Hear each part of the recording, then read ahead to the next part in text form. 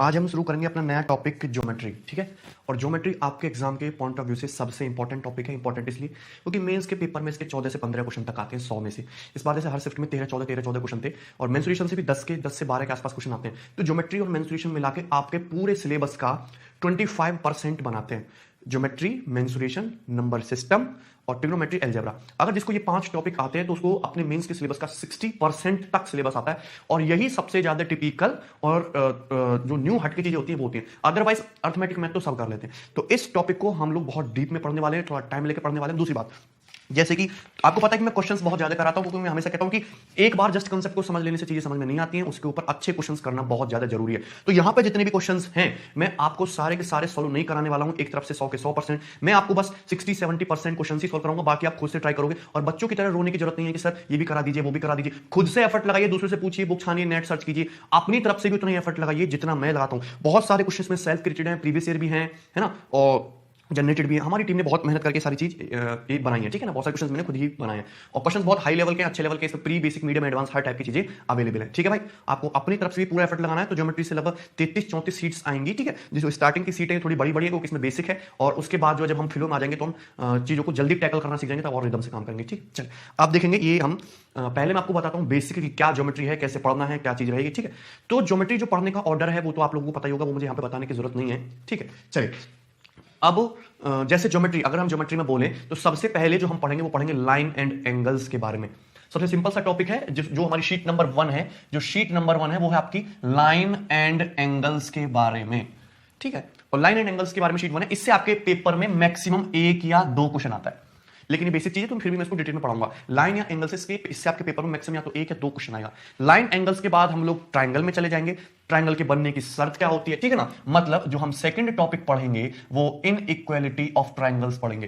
ठीक है ना, त्रिभुज कैसे बनते हैं, क्या बनने की शर्त होती है, ये सब चीजें। फिर त्रिभुज के अंदर जो कोण बनते हैं, त्रिभुज के जो बाहर कोण बनते हैं, उस पे हम डिस्कस करेंगे। That means angles in triangle, त्रिभुज के अंदर कोण बनते हैं, त्रिभुज के बाहर कोण बनते हैं, उस टाइप से। ठीक है ना, अब एंगल्स इन ट्रायंगल्स के बाद फिर हम जो चले जाएंगे चौथी शीट में, हम एरिया वाले पे चले जाएंगे कि त्रिभुज का, sorry, sine rule. Angles in triangle के बाद हम पढ़ेंगे क्या, साइन रूल। साइन रूल होता है। साइन रूल के बाद हम पढ़ेंगे कोसाइन रूल। साइन रूल के बाद हम पढ़ेंगे कोसाइन रूल। ठीक है ना, कोसाइन, साइन, कोसाइन रूल के बाद हम जो त्रिभुज के जो एरिया रिलेटेड क्वेश्चंस होते हैं, इसमें फॉर्मुला वगैरह नहीं लगते, सिंपल बेसिक चीजें अप्लाई होती है, जिससे आपके मेंस में सबसे ज्यादा क्वेश्चन पूछे गए थे, तो हम वो चीजें करेंगे। Area related problems of triangle, area related problems of triangle, इस पर आपकी 2 शीटें होंगी, इस पर आपकी 2 शीट्स होंगी। क्लियर है ना, area related problems of triangles. ठीक है, उसके बाद हम एमपीजी पढ़ेंगे, मास पॉइंट ज्योमेट्री। क्लियर है भाई, एमपीजी पढ़ेंगे, मास पॉइंट ज्योमेट्री। एमपीजी के बाद हम लोग पढ़ेंगे सिमिलैरिटी, सिमिलैरिटी, त्रिभुजों की समरूपता। और मैं पहले ही बता दे रहा हूं कि सिमिलैरिटी पूरी ज्योमेट्री का जो बेस है, पूरी ज्योमेट्री का आधार है, वो सिमिलैरिटी ऑफ ट्रायंगल्स है। सिमिलैरिटी के बाद हम पढ़ेंगे कॉन्ग्रुएंसी, CONGRUENC भाई, कॉन्ग्रुएंसी, सर्वांग समता। कॉन्ग्रुएंसी के बाद हम एक नए पूरे फेज में चले जाएंगे जो काफी लंबे टाइम तक चलेगा, centre of triangles. Centre of triangles, त्रिभुजों के सेंटर। तो त्रिभुजों के 4 सेंटर होते हैं, दैट मींस इन सेंटर, दूसरा सरकम सेंटर। ये मैं सिर्फ आपको ऑर्डर बता रहा हूं कि किस ऑर्डर में मैं पढ़ाऊंगा, तो आप अपने माइंड को सेट कर लीजिए। इन सेंटर, सरकम सेंटर, ऑर्थो सेंटर और सेंट्रॉइड, और सेंट्रॉइड, ये 4 सेंटर होते हैं।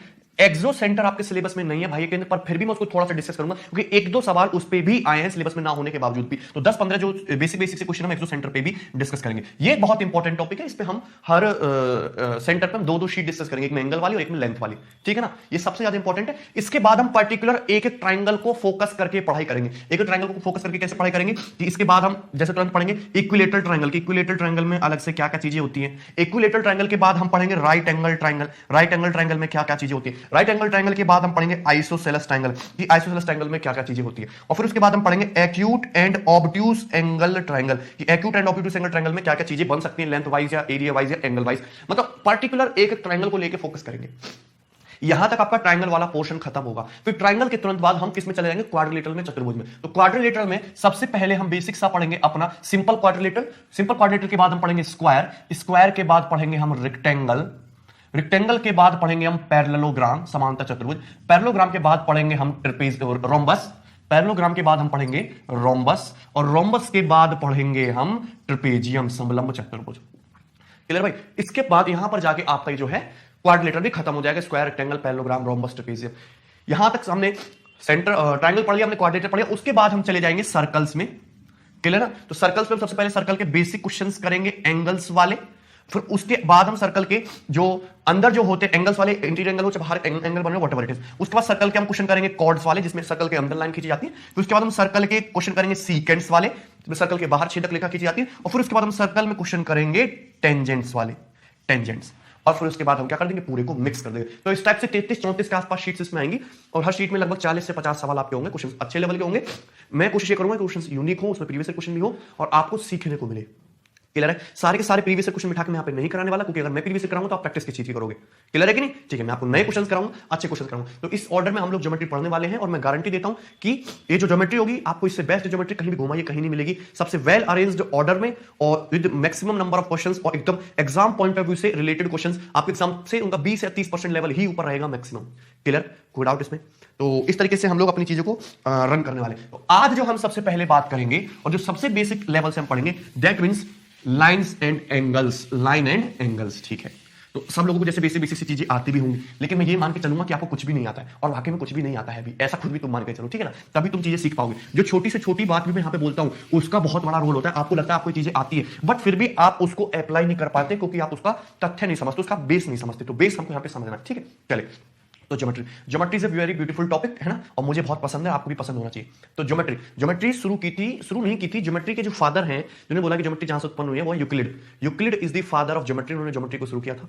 तो उनके टाइम पे जो ज्योमेट्री थी, उन्होंने जो ज्योमेट्री बनाई थी, उसके जो कंसेप्ट थे वो आज भी यूज होते हैं, वही कंसेप्ट आज भी होते हैं। कोई नई चीज आज के मैथमेटिशियन नहीं की है, बस कुछ नई चीजें आ गई हैं, जैसे एमपीजी, मास पॉइंट थ्योरम, पॉइंट को शिफ्ट करना, रोटेट करना, ये सब चीजें उस टाइम पे नहीं थी। ठीक है, ये अब है।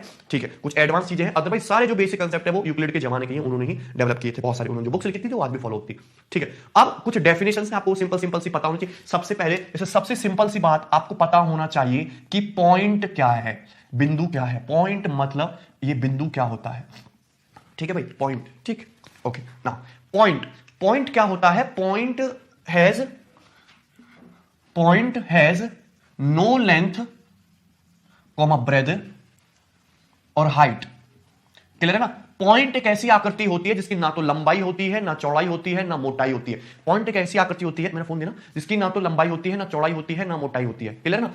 अगर आपसे कोई पॉइंट की डेफिनेशन पूछे, देखो मैथमेटिक्स में पॉइंट की डेफिनेशन नहीं है, ठीक है ना, बट आप ये बोलोगे कि पॉइंट एक ऐसी फिगर है जिसकी ना तो लंबाई है, ना चौड़ाई है, ना मोटाई है। That means point is one dimensional. Point is one dimensional. Point जो है एक विमीय आकृति है। Point is zero dimensional. Point की कोई डायमेंशन नहीं होती। ठीक है ना? Point is one dimensional. Point की कोई डायमेंशन नहीं होती। ठीक है भाई, point is one dimension. Clear है? ठीक है, तो पॉइंट की कोई डायमेंशन नहीं होती, ना तो लंबाई होती है, ना चौड़ाई होती है, ना ही मोटाई होती है। ठीक है ना? और point is zero dimensional. Clear है कि नहीं? अगर पॉइंट के बारे में सबसे यूनिक पॉइंट है तो ये है कि point has unique location. Point has unique location. Her point की क्या होती है? यूनिक लोकेशन होती है। आपसे अगर पॉइंट पूछे तो पॉइंट के बारे में बोलोगे पॉइंट हैज यूनिक लोकेशन। मतलब जैसे ये एक पॉइंट है तो ये एक यूनिक लोकेशन है। मतलब एक पॉइंट पर आपको एक ही पॉइंट होगा, एक जगह पर दो बिंदु नहीं हो सकते। तो पॉइंट हैज यूनिक लोकेशन, ये आपको पता होना चाहिए। पॉइंट की कोई डायमेंशन नहीं होती, point is zero dimensional figure. दूसरी बात, पॉइंट को कैसे रिप्रेजेंट करोगे? पॉइंट को जो रिप्रेजेंट करने का तरीका है वो ये है। जैसे आपका पॉइंट है, इसका आपको रिप्रेजेंट करना, तो पॉइंट को हमेशा सिंगल कैपिटल लेटर से डिनोट करोगे ए। ठीक है ना? जैसे आप कोई भी फिगर बनाते हो तो उसमें पॉइंट दिखाना, तो पॉइंट को आप हमेशा सिंगल कैपिटल लेटर से दिखाओगे, A B C X Y Z P Q R. ये इंटरनेशनल एक्सेप्टेड स्टैंडर्ड। कभी भी आप पॉइंट को ऐसे नहीं लिखोगे पॉइंट स्मॉल आर, ये गलत है। ना कभी भी आपको कहीं पे देखने को मिलेगा और ना कभी भी एग्जाम में आएगा। पॉइंट को हमेशा जो हम रिप्रेजेंट करेंगे वो सिंगल कैपिटल लेटर से करेंगे, इस तरीके से। ये आपका पॉइंट है, पॉइंट ए, ये आपका पॉइंट ए। कोई दिक्कत किसी को? क्लियर? हमेशा सिंगल कैपिटल लेटर से पॉइंट को डिनोट करते हैं। ठीक भाई, पॉइंट के बाद हमारी जो दूसरी डेफिनेशन है जो आपको पता होनी चाहिए वो होती है लाइन। वो क्या होती है? लाइन। ठीक है, लाइन। अब लाइन मतलब ये आपका रेखा। ठीक है, समझ में आया कि नहीं? तो लाइन क्या है? A line is a set of point. A line is a set of point. A line is a set of points. Line क्या है? एक पॉइंट्स का सेट है, having only length. Having only length. Line क्या है? एक बिंदुओं का सेट है जिसमें केवल क्या होती है? लेंथ होती है। यानी कि लाइन की कोई चौड़ाई नहीं होती, ना ही कोई मोटाई होती है। That means line is one dimensional. Line is one dimensional. That means line क्या होती है? आपकी एक वन डायमेंशनल होती है। क्लियर ना? A line is a set of points having only length. That means line is one dimensional. Clear है? इसमें कोई डाउट है? ओके और भी बहुत सारी जैसे छोटी छोटी बातें होती है, इसमें आपको एक ऑर्डर में लिख दे रहा हूं यहाँ पे। Line is A length, line क्या होती है? लेंथ होती है जिसमें सिर्फ लेंथ होती है विदाउट एनी ब्रेथ, ठीक है? Line is a set of point extending without end in opposite direction. Okay line की कोई थिकनेस नहीं होती है, ठीक है? उसके बाद लाइन, जैसे मैंने पॉइंट को रिप्रेजेंट करने का तरीका बताया कि पॉइंट को हमेशा सिंगल कैपिटल लेटर से रिप्रेजेंट करते हैं। अगर आपको लाइन को रिप्रेजेंट करना हो, लाइन को रिप्रेजेंट करना हो, लाइन होती क्या है? जैसे ये आपकी लाइन है इस तरीके से ना, लाइन इस पर केवल लेंथ होती है, इसकी कोई ब्रेथ नहीं होती, कोई थिकनेस नहीं होती, कोई मोटाई नहीं होती, वन डायमेंशन होती है। तो दोनों तरफ आगे बढ़ रही है, इसका कोई एंड पॉइंट नहीं है, लाइन का कोई एंड पॉइंट नहीं होता without extending in opposite direction. Opposite direction में लाइन आगे बढ़ती है, ठीक है? कोई एंड नहीं होता, ठीक है? अच्छा अब अगर मैं सपोज इस लाइन को इस तरीके से बीच में से काट दूं, यहां से मैंने इसको काटी पॉइंट ए से पॉइंट बी से, तो ये रह गया, सिर्फ ये रह गया। इसको क्या बोलते हैं? ये होता है आपका लाइन सेगमेंट। ये होता है आपका लाइन सेगमेंट यानी कि रेखाखंड। लाइन सेगमेंट है यानी कि ये क्या है? आपका रेखाखंड है। क्लियर है? ये तो लाइन सेगमेंट है, ये आपका रेखाखंड है, ठीक है?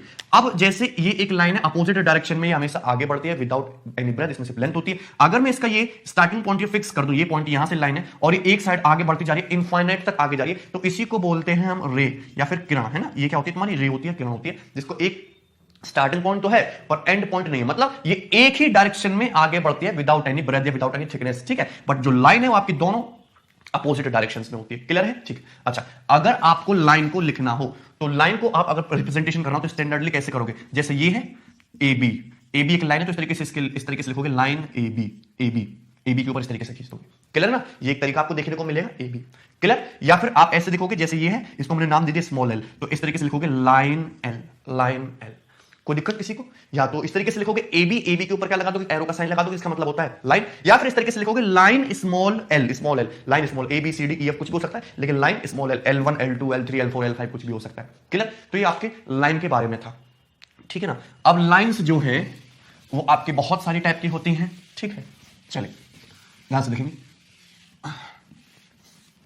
ओके ठीक है। अब देखिए मैंने क्या बोला? मैंने ये बोला कि line is a set of point.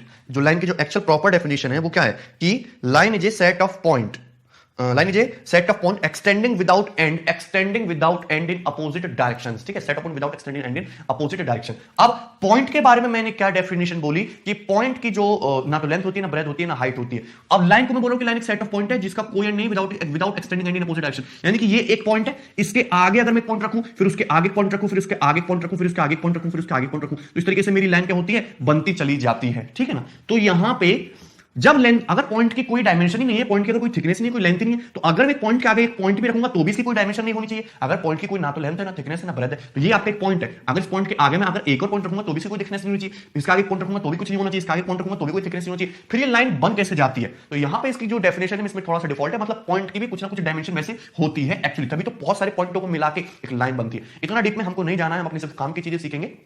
चलिए लाइन और एंगल, लाइन हो गया आपका, पॉइंट की डेफिनेशन पॉइंट्स हो गया, ठीक है? इसके बाद आपके होते हैं कोलिनियर पॉइंट। एक मैं आपको बता रहा हूं, कोलिनियर पॉइंट्स, कोलिनियर पॉइंट्स मतलब संरेखीय बिंदु, संरेखीय बिंदु। ये आपको पता होना चाहिए, कोलिनियर पॉइंट्स मतलब संरेखीय बिंदु, मतलब ऐसे पॉइंट जो एक ही स्ट्रेट लाइन में होते हैं। कोलिनियर पॉइंट्स आपको पता होना चाहिए कि संरेखीय बिंदु क्या होते हैं। कोलिनियर पॉइंट्स होते हैं संरेखीय बिंदु जो एक ही लाइन के ऊपर लाई करते हैं। जैसे आपकी लाइन है और इस लाइन पे आपके ये 3 पॉइंट हैं एक ही लाइन पे, तो ये क्या है? आपके कोलिनियर पॉइंट्स हैं।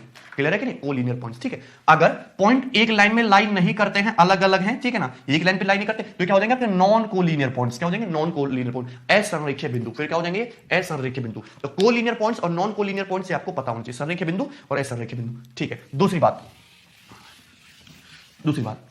इसके बाद कोई भी 2 पॉइंट हैं, सपोज आपके 2 पॉइंट है, तो 2 पॉइंट से केवल और केवल एक ही लाइन पास करेगी, मतलब 2 बिंदु को मिलाती हुई केवल और केवल एक ही रेखा पॉसिबल है। क्लियर है कि नहीं? 2 पॉइंट है, यहां पे कहीं भी स्पेस में कहीं भी 2 पॉइंट ले लीजिए। क्लियर है? तो इनमें अगर आप इस तरीके से मिलाओगे तो केवल एक ही लाइन पॉसिबल है जो 2 पॉइंट से पास होगी। कोई डाउट इसमें? 2 से ज्यादा नहीं है। और लाइन क्या होती है? एकदम स्ट्रेट होती है, ठीक है ना? तो स्पेस में कोई भी 2 पॉइंट है, उनसे हमेशा आपकी एक लाइन पास होगी। क्लियर है? यहां तक बात समझ में आई? चलिए इसके बाद हम आगे बढ़ेंगे, हम देखेंगे इंटरसेक्टिंग लाइंस। इसके बाद हम देखेंगे इंटरसेक्टिंग लाइंस। क्लियर है? इंटरसेक्टिंग लाइंस, इंटरसेक्टिंग लाइंस, प्रतिच्छेदी रेखाएं।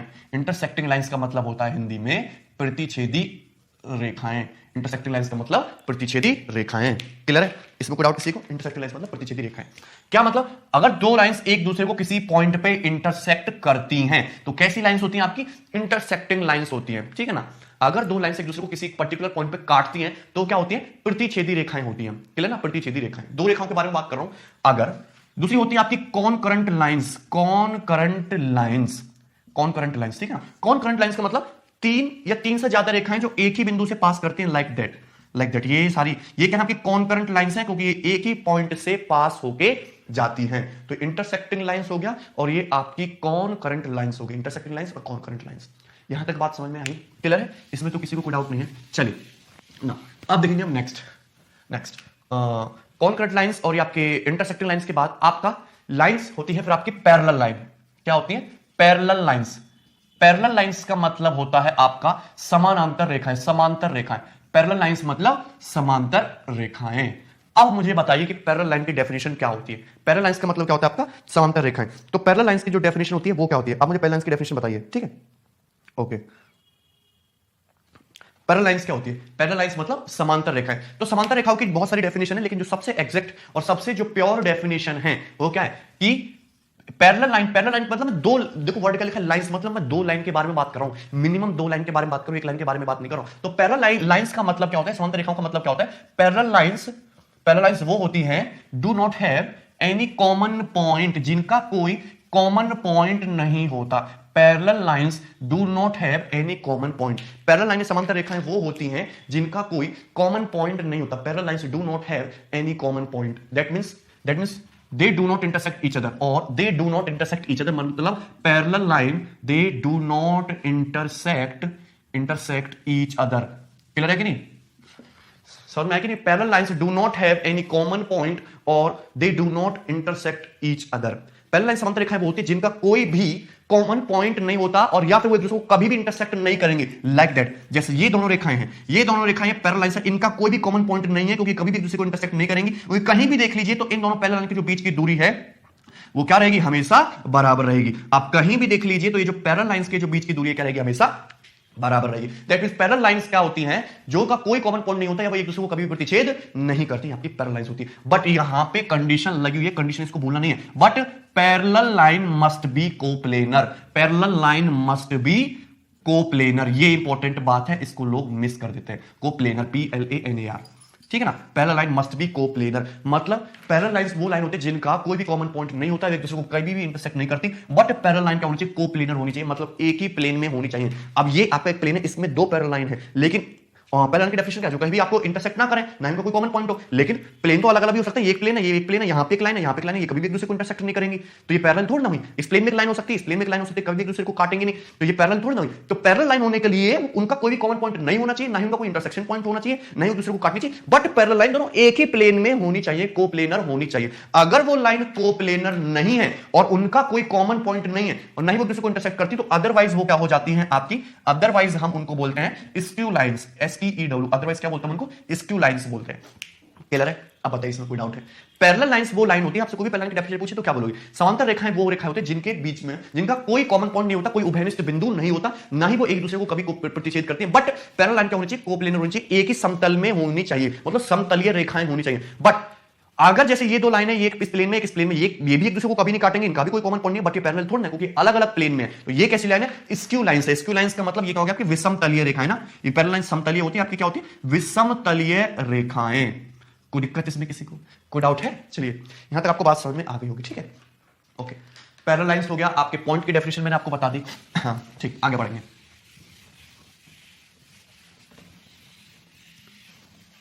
पैरेलल लाइंस के बारे में आपको एक बात और पता होनी चाहिए। क्या ये बात पता होनी चाहिए, जैसे ये आपका एक पैरेलल लाइन, ये सॉरी आपकी लाइन है, पैरेलल क्या है, ये तो आपकी एक सिंगल लाइन है, और यहां पे एक कोई पॉइंट ये ए है, ये आपकी लाइन है, यहां पे कोई पॉइंट ए है। तो ये आपकी एक लाइन है और ये आपका पॉइंट है, दोनों सेम प्लेन में, दोनों कोप्लेनर है। तो इस पॉइंट से पास करती हुई, और इस लाइन, ये लाइन का नाम दे दिया मैंने, लाइन का नाम दे दिया मैंने XY, लाइन का नाम दे दिया मैंने XY। इस पॉइंट से पास करती हुई लाइन XY के पैरेलल केवल एक ही रेखा होगी। कोई दिक्कत किसी को, केवल एक ही रेखा होगी, बात समझ में कि नहीं। ये एक लाइन है, XY नाम है इसका, और स्पेस में कहीं भी कोई एक पॉइंट है तो उस पॉइंट से पास होने वाली इस लाइन के पैरेलल केवल एक ही लाइन होगी। क्लियर। और पैरेलल लाइन को दिखाते कैसे, डिनोट कैसे करते हैं, जैसे ये आपकी लाइन AB है, ये आपकी लाइन CD है, और ये दोनों आपस में समांतर है क्योंकि इनके बीच की दूरी जो है ये क्या हमेशा कांस्टेंट है, कभी चेंज नहीं हो रही, ना इनका कोई कॉमन पॉइंट है। तो line A B is parallel to line C D, ये जो साइन होता है ये होता है पैरेलल का साइन। ऐसे करके आप दो क्या कर दीजिए, सीधे डंडे खींच दिए, line A B is parallel to line C D. यहां तक बात समझ में आई ना? ठीक, इस तरीके से पैरेलल को डिनोट करते हैं। ओके, दूसरी बात देखेंगे कि सपोज ये आपकी कोई लाइन ए बी है, ये आपकी कोई लाइन है L1 मान लेते हैं, ये आपकी कोई लाइन है L1 और यहां पे एक दूसरी लाइन है सपोज लाइन L2, और लाइन L1 जो है लाइन L2 के पैरेलल है। कोई दिक्कत किसी को? लाइन L1 जो है लाइन L2 के पैरेलल है। एक और थर्ड लाइन है L3, एक और थर्ड लाइन है सपोज आपकी स्पेस में यहां पे L3, इसी प्लेन में है, दोनों सेम प्लेन में, तीनों को प्लेनर लाइन। और लाइन L2 जो है सपोज वो लाइन L3 के पैरेलल है। लाइन L2 जो है क्या है? लाइन L3 के पैरेलल है। अब पैरेलल साइन को ऐसे दिखाते हैं कि जैसे लाइन L1 तो पैरेलल है किसके? लाइन L2 के। लाइन L1 तो पैरेलल है किसके? लाइन L2 के। ये आपको बताया गया। और क्या बताया गया कि लाइन L2 जो है वो किसके पैरेलल है? लाइन L2 जो है, एक सेकंड भाई, लाइन L2 जो है वो किसके पैरेलल है? लाइन L3 के। लाइन L3 के। तो क्या हो जाएगा, मेरे जो कहने का मतलब ये कि लाइन L3 भी पैरेलल हो जाएगी किसके? लाइन L1 के। भाई लाइन L1 तो पैरेलल L2 के और L2 पैरेलल L3 के, तो लाइन L1 भी पैरेलल हो जाएगी किसके? लाइन L3 भी पैरेलल हो जाएगी किसके? लाइन L1 के। कोई दिक्कत किसी को? अब बताइए, मतलब लाइन L1 जो लाइन L2 के पैरेलल है, लाइन L2 लाइन L3 के पैरेलल है, तो लाइन L1 भी आपकी समांतर हो जाएगी लाइन L3 के। ये तो सिंपल सी बात थी, ये आपको पता होनी चाहिए, इसमें कोई डाउट किसी को? क्लियर है ना? ठीक है, चलिए अब हम आगे बढ़ेंगे धीरे धीरे। ओके ना, इसके बाद ये पैरेलल लाइंस का कांसेप्ट हो गया। पैरेलल लाइंस के बाद आपको पता होना चाहिए क्या होता है? एंगल्स। क्या होता है आपका? एंगल्स। क्लियर है? कौन? पैरेलल लाइंस के बाद आपको पता होना चाहिए एंगल्स। ठीक है, ओके। एंगल्स का मतलब क्या होता है आपका? कोण। अच्छा, एंगल से पहले हम एक दो चीजें और देखेंगे, सिंपल सी, पहले वो आपको पता होना चाहिए पैरेलल लाइन से। जैसे मैंने ये एक पैरेलल लाइन खींच दी, ये भी पैरेलल है, ये भी पैरेलल है, ये इसके पैरेलल है, मैंने चार इस तरीके से पैरेलल लाइन खींच दी, और यहां पे ये इस तरीके से हो गया, क्लियर, और यहां पे ये इस तरीके से हो गया। तो ये जो है line L1, L2, L3, L4, ये क्या है? सारी की सारी आपस में समांतर रेखाएं। L1 is parallel to L2, is parallel to L3, is parallel to L4। ये चारों के चारों क्या है? आपस में समांतर रेखाएं। और ये मैंने मान लिया कि ये जो है, ये मैंने मान लिया ये है आपकी लाइन X, और ये मान लिया मैंने लाइन X नहीं, इसको लाइन L5 मान लेते हैं, इसको लाइन L6 मानते हैं। तो ये लाइन L5 और ये जो लाइन L6 है, ये क्या कर रही है? चारों लाइन पैरेलल को आपस में क्या कर रही है? काट रही है। तो इनको क्या बोलते हैं? इंटरसेक्टिंग लाइंस बोलते हैं, तिर्यक रेखाएं। ठीक है ना? क्लियर है? ट्रांसवर्स लाइन क्या होती है? Transverse line. तो ये जो लाइन L5 एंड ये जो लाइन L6 है, इनको क्या बोलते हैं? ये होती है आपकी ट्रांसवर्स लाइन। ट्रांसवर्स लाइन, ये इन चारों समांतर रेखाओं के क्या है? तिर्यक रेखाएं, मतलब तिर्यक रेखाएं, इनको बोलते हैं हम ट्रांसवर्स लाइन। क्लियर है? तिर्यक रेखाएं, ये चारों लाइन तो आपस में समांतर है, और ये मैंने इस तरीके से लाइन L5 लाइन L6 खींची है कि ये इन चारों पैरेलल लाइंस को काट रही है किसी ना किसी पॉइंट पे। तो ये क्या होते हैं? ट्रांसवर्स लाइन होती है, तिर्यक रेखाएं होती है। अब ये तिर्यक रेखाएं जो हैं, ये यहां पे ये जो डिस्टेंस है, ये स्मॉल ए काटती है, कोई दिक्कत किसी को? ये जो डिस्टेंस है, ये स्मॉल बी काटती है, कोई दिक्कत है भाई? और ये जो डिस्टेंस है सपोज ये स्मॉल सी बनाती है, कोई डाउट इसमें ना? और ये जो डिस्टेंस है स्मॉल डी बनाती है, ये वाला डिस्टेंस जिसपे मैं कांटे बनाते जा रहा हूं, सिर्फ कांटे फोकस करना। ये जो डिस्टेंस है ये स्मॉल ई बनाती है, क्लियर? और ये जो डिस्टेंस आपका ये स्मॉल एफ बनाती है।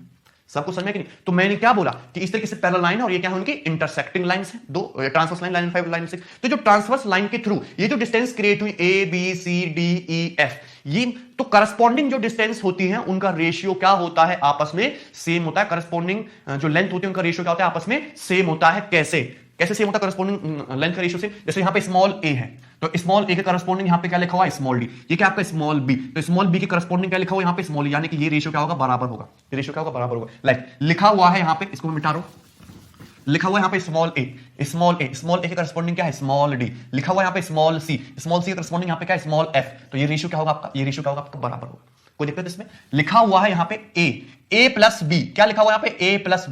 ए प्लस बी, उसे करस्पॉन्डिंग यहां पे क्या है तुम्हारा? डी प्लस ई। क्या है करस्पॉन्डिंग? डी प्लस ई। क्या है तुम्हारा? डी प्लस ई। कोई दिक्कत किसी को? ए प्लस बी से करस्पॉन्डिंग क्या है? यहां पे डी प्लस ई। सेम यहां पे लिखा हुआ सपोज बी प्लस सी, तो बी प्लस सी के करस्पॉन्डिंग क्या है? यहां पे ई प्लस एफ। सो बी प्लस सी के करस्पॉन्डिंग ई प्लस एफ, ये रेशियो क्या होगा? ये रेशियो क्या होगा आपका? सेम होगा।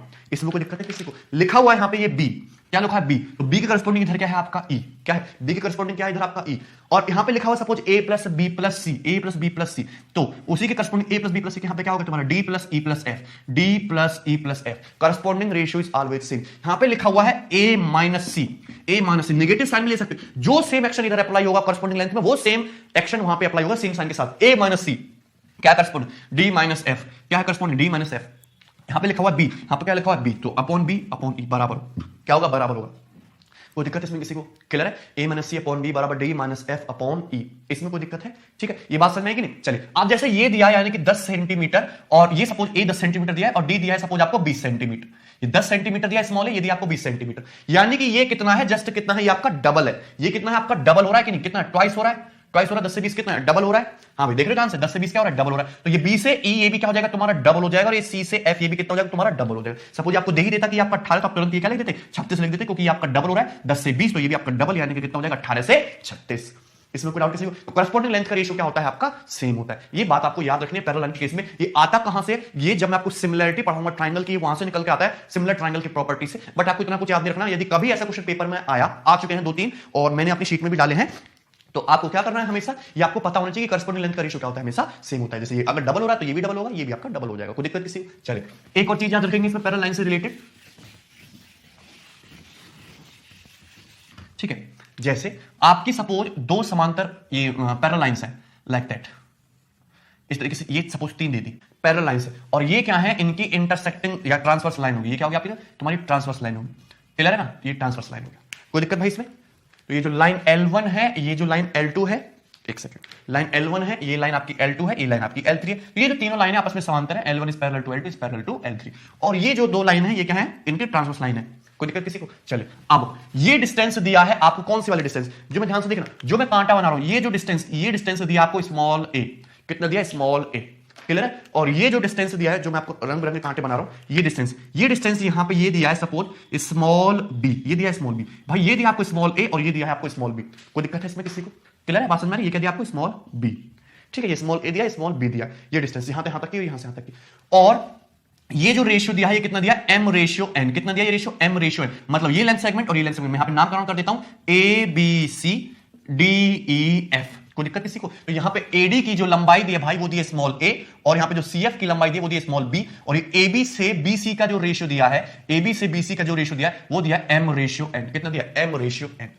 क्लियर है? AB से जो BC का रेशियो दिया है वो कितना दिया है, स्मॉल m रेशियो। यदि ये रेशियो m रेशियो है, तो मैंने बोला करस्पॉन्डिंग रेशियो क्या होता है, सेम होता है हमेशा। तो ये जो DE रेशियो EF है, ये ऑटोमेटिकली कितना हो जाएगा, ये ऑटोमेटिकली कितना हो जाएगा, m रेशियो n हो जाएगा। इसको चाहे दे या ना दे, आपको कोई फर्क नहीं पड़ता। आपको पता चलेगा कि यदि ये रेशियो m रेशियो n है, तो DE से EF का रेशियो भी क्या हो जाएगा तुम्हारा, ये m रेशियो n ही हो जाएगा, क्योंकि ये रेशियो m रेशियो n है और करस्पॉन्डिंग लेंथ का रेशियो क्या होता है, ट्रांसवर्स लाइन द्वारा सेम बनता है। ये भी m रेशियो n हो जाएगा। मुझे जो निकालना है, मुझे जो कलाकारी करनी है, ये जो लेंथ BE है, ये जो लेंथ B है, इसका नाम देता हूं मैं सपोज स्मॉल c, इसका नाम देता हूं मैं स्मॉल x, इसका नाम देता हूं मैं स्मॉल x। मुझे ये निकालनी है x, मुझे इस x की लेंथ आपस निकालनी है। क्लियर है ना? और आपको जो गिवन है, ये रेशियो गिवन है m रेशियो n। रेशियो आपको इनकी लेंथ भी दे सकता है, लेंथ को आप रेशियो में कन्वर्ट कर सकते हो, m रेशियो n। ये आपको एक्जैक्ट लेंथ पता होनी चाहिए a और b, तो आप ये लेंथ कैसे निकालोगे, देखो ध्यान से, जैसे मैं बोलूं वैसे ही करना है। स्मॉल a की मल्टीप्लाई कीजिए स्मॉल n में, स्मॉल a की मल्टीप्लाई कीजिए स्मॉल n में, तो x बराबर a इंटू n प्लस ध्यान से देखना, ये b है, b की मल्टीप्लाई कीजिए आप स्मॉल m में, b की मल्टीप्लाई कीजिए आप स्मॉल m में, plus b into small m, और अपॉन जो दोनों रेशियो है उनको ऐड कर दीजिए, that means m plus n, that means small m plus n, small m plus n, दोनों जो रेशियो है इनको ऐड कर दीजिए। तो इस तरीके से आप x की वैल्यू आसानी से निकाल सकते हो। ये फॉर्मूला होता है, ये फॉर्मूला आप याद रख सकते हो, क्योंकि ये कुछ जो है आपको क्वेश्चन में पूछा जा सकता है, इनमें से कौन सा ऑप्शन सही है। अदरवाइज मैं आपको इस टाइप के क्वेश्चन को सॉल्व करने की दूसरी ट्रिक भी बताऊंगा, एक अच्छा आसान तरीका, मैं आपको वो भी समझाऊंगा, बट ये आपको पता होना चाहिए, ठीक है ना, लेंथ निकालने का, कि यहां पे यदि आपको x कैलकुलेट करना तो a की मल्टीप्लाई किस कीजिए n में, और b की मल्टीप्लाई किस में कीजिए आप स्मॉल m में, तो आप क्या निकाल सकते हो, x की वैल्यू आसानी से निकाल सकते हो। जैसे मैं आपको एक न्यूमेरिकल वैल्यू का एग्जांपल लेके ही दिखाता हूं। जैसे यहां पे, जैसे ये लेंथ दे दी आपको, ये लेंथ जो दे दी एडी आपको 10 सेंटीमीटर, कितनी दे दी, 10 सेंटीमीटर। क्लियर ना? 10 नहीं 15 सेंटीमीटर, एडी दिया 15, और आपको CF यहां से यहां तक की दूरी ये दे दी सपोज आपको 25 सेंटीमीटर, ये 15 सेंटीमीटर है, ये 15 सेंटीमीटर 25 सेंटीमीटर, और ये AB ratio BC, AB ratio जो BC है भाई, ये दे दिया तुमको 2 रेशियो 3, क्या दे दिया, 2 रेशियो 3, इनका अनुपात 2:3। आपसे पूछा कि x की वैल्यू क्या है, आपसे पूछा बताओ x की वैल्यू क्या है, यानी कि B से E तक की दूरी क्या है, तो मैंने क्या बोला कि 15 की मल्टीप्लाई किस में करोगे, 3 में, यानी कि 15 इंटू 3 प्लस 25 की मल्टीप्लाई किसमें करोगे, 2 में, यानी कि 25 इंटू 2, 25 इंटू 2 अपॉन रेशियो को ऐड कर दोगे, यानी क्या करोगे आप, 2 प्लस 3 अपॉन 2 प्लस 3, ये आ जाएगा तुम्हारा x। तो x बराबर जो आएगा वो 45 प्लस 50, यानी कि 95 अपॉन 5, यानी कितना आ जाएगा 19। तो x की लंबाई कितनी आ जाएगी आपकी 19। आप बताइए इसमें किसी को कोई दिक्कत है? क्लियर? सबको बात समझ में? तो बहुत आसान है इस तरीके से। पैरालाइंस में आपको लेंथ वाला कंसेप्ट है, ये मैंने आपको समझा दिया। अभी एंगल वाला कंसेप्ट मैंने आपको डिस्कस नहीं किया, क्योंकि एंगल का कंसेप्ट समझने के लिए सबसे पहले तो आपको पता होना चाहिए कि एंगल्स होता क्या है। तो एंगल के बारे में अब हम लोग डिस्कस करेंगे, सिंपल सा एंगल्स। क्लियर? एंगल्स मतलब कोण, और कोण आपके बहुत प्रकार के होते हैं, ठीक है। तो एंगल्स, एंगल का मतलब होता है दो रेखाओं के बीच झुकाव को कोण कहते हैं ना। दो रेखाओं के बीच झुकाव को क्या कहते हैं? कोण कहते हैं। इंग्लिश में मुझे डेफिनेशन याद नहीं है, ठीक है।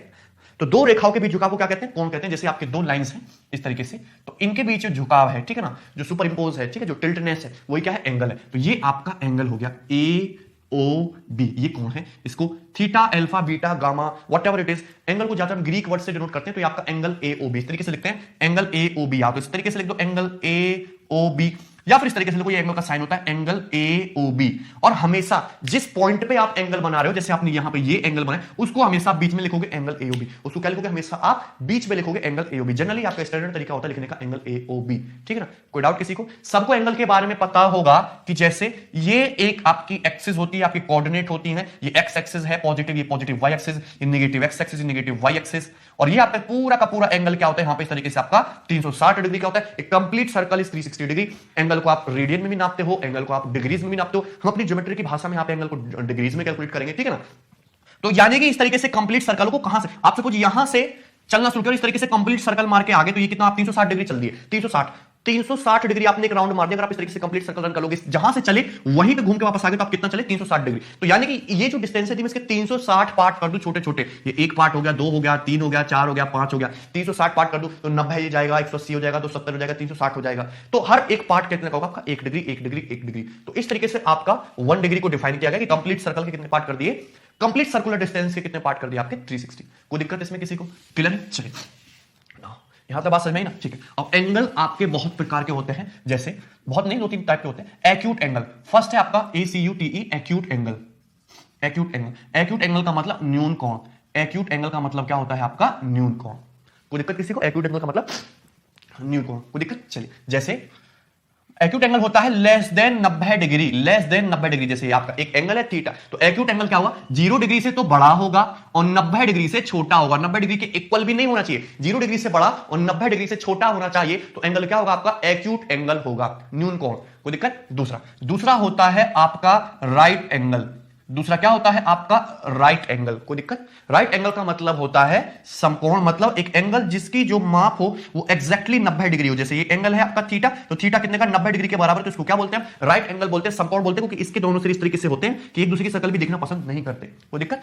अब ये राइट एंगल है। अब जैसे कोई दो लाइन है, कोई दो लाइन वो आपस में एक दूसरे को इस तरीके से मिलती है कि ये एंगल 90 डिग्री का बनता है। ये एंगल क्या बनता है? 90 डिग्री का। भाई दो लाइन है वो आपस में एक दूसरे को इस तरीके से मिलते हैं कि ये एंगल कितने का बनता है? 90 डिग्री का बनता है ना। जैसे मैंने इसको नाम दे दिया AB और इसको नाम दे दिया मैंने CD। ये एंगल कितने का बनता है? 90 डिग्री। तो इन दोनों लाइन को क्या बोलते हैं फिर हम? Perpendicular lines. ये क्या हो जाती है आपकी? परपेंडिकुलर, CULR, परपेंडिकुलर लाइंस, यानी कि लंबवत रेखाएं। ये क्या हो जाती हैं आपकी? लंबवत रेखाएं। ये एक दूसरे से 90 डिग्री का कोण बनाती है। क्लियर है कि नहीं? अगर ये 90 डिग्री का, तो ये एंगल भी क्या हो जाएगा? 90 डिग्री का, क्योंकि पूरा स्ट्रेट एंगल 180 डिग्री का होता है। तो ये न्यून कोण हो गए परपेंडिकुलर लाइंस या फिर लंबवत रेखाएं।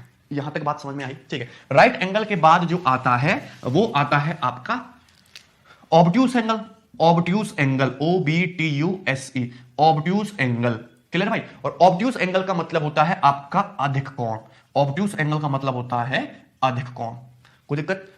ऑब्ट्यूस एंगल मतलब अधिक कोण, और अधिक कोण का मतलब होता है एक एंगल जिसकी माप 90 डिग्री से तो बड़ी हो बट 180 डिग्री से छोटा हो, लाइक दैट। जैसे आपका एंगल दिख रहा है थीटा, तो ये जो एंगल थीटा है 90 डिग्री से तो बड़ा है बट 180 डिग्री से छोटा है। तो ये एंगल जो है ये क्या है? तुम्हारा ऑब्ट्यूस एंगल है।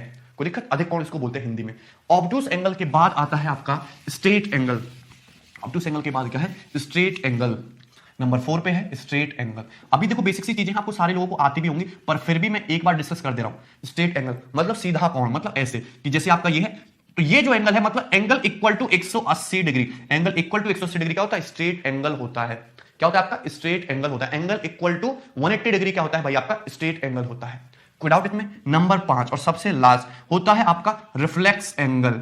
ये क्या होता है आपका? रिफ्लेक्स एंगल, वृत्त कोण। वृहत कोण, क्लियर है ना, वृहत कोण हिंदी में बोलते हैं रिफ्लेक्स एंगल, यानी कि एंगल आपका 180 डिग्री से बड़ा और 360 डिग्री से छोटा क्या होता है, रिफ्लेक्स एंगल होता है। जैसे ये एंगल की बात कर रहा हूं मैं, जिसमें मैंने आर्क लगाया ना, ये तो आपका ऑब्टूस एंगल है, नीचे वाला, ऊपर वाला ये एंगल जो 180 डिग्री से तो बड़ा है बट 360 डिग्री से छोटा है, तो ये कैसा एंगल है, ये आपका रिफ्लेक्स एंगल है।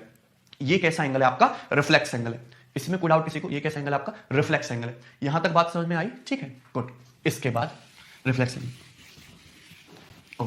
उसके बाद अब ये सारे एंगल्स हो गया। अब इसके बाद देखेंगे हम एंगल बाइसेक्टर, इसके बाद देखेंगे हम एंगल बाइसेक्टर, कोण समद्विभाजक, क्लियर है, एंगल बाइसेक्टर, ठीक है। एंगल बाइसेक्टर का मतलब होता है हिंदी में कोण समद्विभाजक, कोण समद्विभाजक एंगल बाइसेक्टर होता है।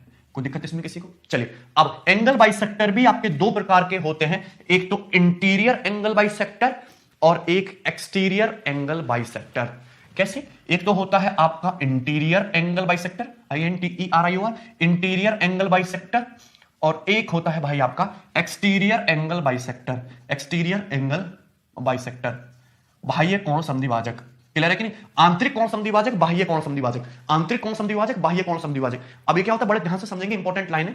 तो एंगल बाइसेक्टर होता क्या है, दो टाइप के, एक तो इंटीरियर एंगल बाइसेक्टर और एक एक्सटीरियर एंगल बाइसेक्टर। जैसे ये आपका सपोज एक एंगल है, एंगल AOB, सपोज ये आपका एंगल AOB है, तो ये आपका एंगल AOB, ये एंगल बन रहा है भाई, आपका एंगल AOB जो बन रहा है, ये वाला एंगल बन रहा है, कोई दिक्कत? तो ये इंटीरियर एंगल है, AOB की वैल्यू ना, इंटीरियर एंगल, ठीक है। तो अगर मैं एक ऐसा लाइन खींच दूं जो इस एंगल को दो इक्वल पार्ट में डिवाइड कर दे, जो इसको इक्वल पार्ट में डिवाइड कर दे, मैंने एक लाइन इस तरीके से खींच दी AD, जो इसको इक्वल पार्ट में डिवाइड करी, यानी कि ये एंगल भी अल्फा है, ये एंगल भी अल्फा है, दोनों को अल्फा यानी कि इक्वल पार्ट में डिवाइड कर दिया, तो यही क्या है तुम्हारा, यही तुम्हारा इंटीरियर एंगल बाइसेक्टर है। यही लाइन क्या है आपकी, इंटीरियर एंगल बाइसेक्टर है। कोई दिक्कत किसी को? गुड। नाउ अब मैंने फिर से ये एंगल ले लिया, एंगल AOB, फिर से हमने एंगल AOB लिया, एंगल AOB, और ये बन रहा है आपका इंटीरियर एंगल, बट मैंने तो लिखा है एक्सटीरियर एंगल बाइसेक्टर, बाह्य कोण समद्विभाजक। तो एक्सटीरियर एंगल बाइसेक्टर का मतलब क्या है कि इस लाइन को एक्सटीरियर यानी कि बाहर की तरफ इस तरीके से आगे बढ़ाओ, इस लाइन को बाहर की तरफ इस तरीके से आगे बढ़ाओ, कोई दिक्कत? इस लाइन को इस तरीके से बाहर की तरफ आगे बढ़ाओ, और बाहर की तरफ आगे को बढ़ाने पे ये सपोज मैंने यहां तक आगे बढ़ाया, सपोज मैंने C तक आगे बढ़ा दिया, C तक, तो ये जो एंगल AOB हुआ है तो आपको गिवन है, या ये तो आपको गिवन है, तो ये होता है आपका इंटीरियर एंगल। लेकिन यदि मैं इसको आगे की तरफ बढ़ा दूं, इसे बैक साइड की तरफ बढ़ा दूं, तो ये बन जाता है एंगल AOB का एक्सटीरियर एंगल। ये angle AOB interior angle, angle AOB क्या बन गया, एक्सटीरियर एंगल। अगर मैं इस एक्सटीरियर एंगल का बाइसेक्टर खींचूं, बाइसेक्टर मतलब समद्विभाजक, मतलब एक ऐसी लाइन खींच दूं जो इसको दो इक्वल पार्ट में डिवाइड कर दे, दो एंगल को दो बराबर हिस्सों में बांट दे, तो वही क्या होता है, वही होता है तुम्हारा एक्सटीरियर एंगल बाइसेक्टर। यानी कि अगर ये एंगल बीटा है इतना सा, तो ये एंगल भी इतना सा क्या होगा आपका, बीटा होगा। यानी कि एक्सटीरियर एंगल को क्या कर दिया, इसने बाइसेक्ट कर दिया। अब बताइए यहां पे किसी को कोई दिक्कत है? अगर ये एंगल बीटा है तो आपका ये एंगल भी बीटा होगा। तो ये फर्क होता है इंटीरियर एंगल बाइसेक्टर में और एक्सटीरियर एंगल बाइसेक्टर में। अगर आपको सपोज किसी क्वेश्चन में नहीं दिया जाता है कि इंटीरियर एंगल बाइसेक्टर खींच रहे हो कि एक्सटीरियर एंगल बाइसेक्टर खींच रहे हो, तो आप हमेशा उसको इंटीरियर एंगल बाइसेक्टर ही मान के क्वेश्चन को आगे लेके चलोगे, कोई दिक्कत? चलिए, अब ये मैंने आपको चीजें समझा दी। दूसरी बात और देखेंगे जो इंपॉर्टेंट पॉइंट है, यहां से देखेंगे ना। सपोज ये कोई आपका एंगल था, एंगल AOB, मैंने इसको इस तरीके से आगे बढ़ाया तो एक्सटीरियर एंगल हो गया, और मैंने एक्सटीरियर एंगल का बाइसेक्टर खींच दिया तो ये बीटा बीटा डिवाइड हो गया, क्लियर? कोई दिक्कत यहां पे? चलिए, और ये एंगल AOB जो है ये क्या है, ये इंटीरियर एंगल है, तो इंटीरियर एंगल का बाइसेक्टर खींचूंगा तो मैं इस तरीके से खींचेगा, इंटीरियर एंगल का यदि मैं बाइसेक्टर खींचूंगा तो इस तरीके से खींचेगा। कोई दिक्कत? समझ आ रहा है ना सबको? समझ आना चाहिए भाई। तो ये जो लाइन है, ये तो है, मुझे पता है कि क्या है, ये एक्सटीरियर एंगल बाइसेक्टर है। What is this? This is exterior angle bisector. और ये जो लाइन है, ये क्या है आपकी, ये आपकी इंटीरियर एंगल बाइसेक्टर है। ये क्या आपकी इंटीरियर एंगल बाइसेक्टर है, कोई दिक्कत? तो ये exterior angle bisector, interior angle bisector. अब एक कोण था, कोण AOB, क्या था, कोण AOB, मैंने उसका इंटीरियर एंगल बाइसेक्टर भी खींचा और मैंने कोण AOB का ही एक्सटीरियर एंगल बाइसेक्टर खींचा। तो जो इंटीरियर एंगल बाइसेक्टर है, सपोज ये दो पार्ट में डिवाइड करेगा तो अल्फा अल्फा में डिवाइड करेगा, कितने में डिवाइड करेगा, अल्फा अल्फा में डिवाइड करेगा। कोई दिक्कत? किसी को इक्वल कर देगा, बाइसेक्टर का मतलब दो पार्ट में डिवाइड करा। बट ये तो टोटल BOC की स्ट्रेट लाइन होगी ना, सीधी रेखा होगी। टोटल ये जो एंगल BOC है, ये क्या हो गया आपका, ये आपकी एक स्ट्रेट लाइन होगी, आपकी सीधी रेखा होगी, और जब ये सीधी रेखा होगी तो टोटल एंगल ये कितने का हो गया, ये टोटल एंगल हो गया 180 डिग्री का। यानी कि टोटल एंगल 180 डिग्री का होना चाहिए। अगर टोटल एंगल 180 डिग्री का है तो अल्फा प्लस बीटा कितना होना चाहिए आपका, 180 डिग्री होना चाहिए। तो यहां पे अल्फा प्लस अल्फा तो हो गया आपका 2 अल्फा, और बीटा प्लस बीटा हो गया आपका 2 बीटा, यानी कि 2 अल्फा प्लस 2 बीटा बराबर 180 डिग्री। तो यहां से अल्फा प्लस बीटा बराबर 180/2 कितना आ गया, 90 डिग्री।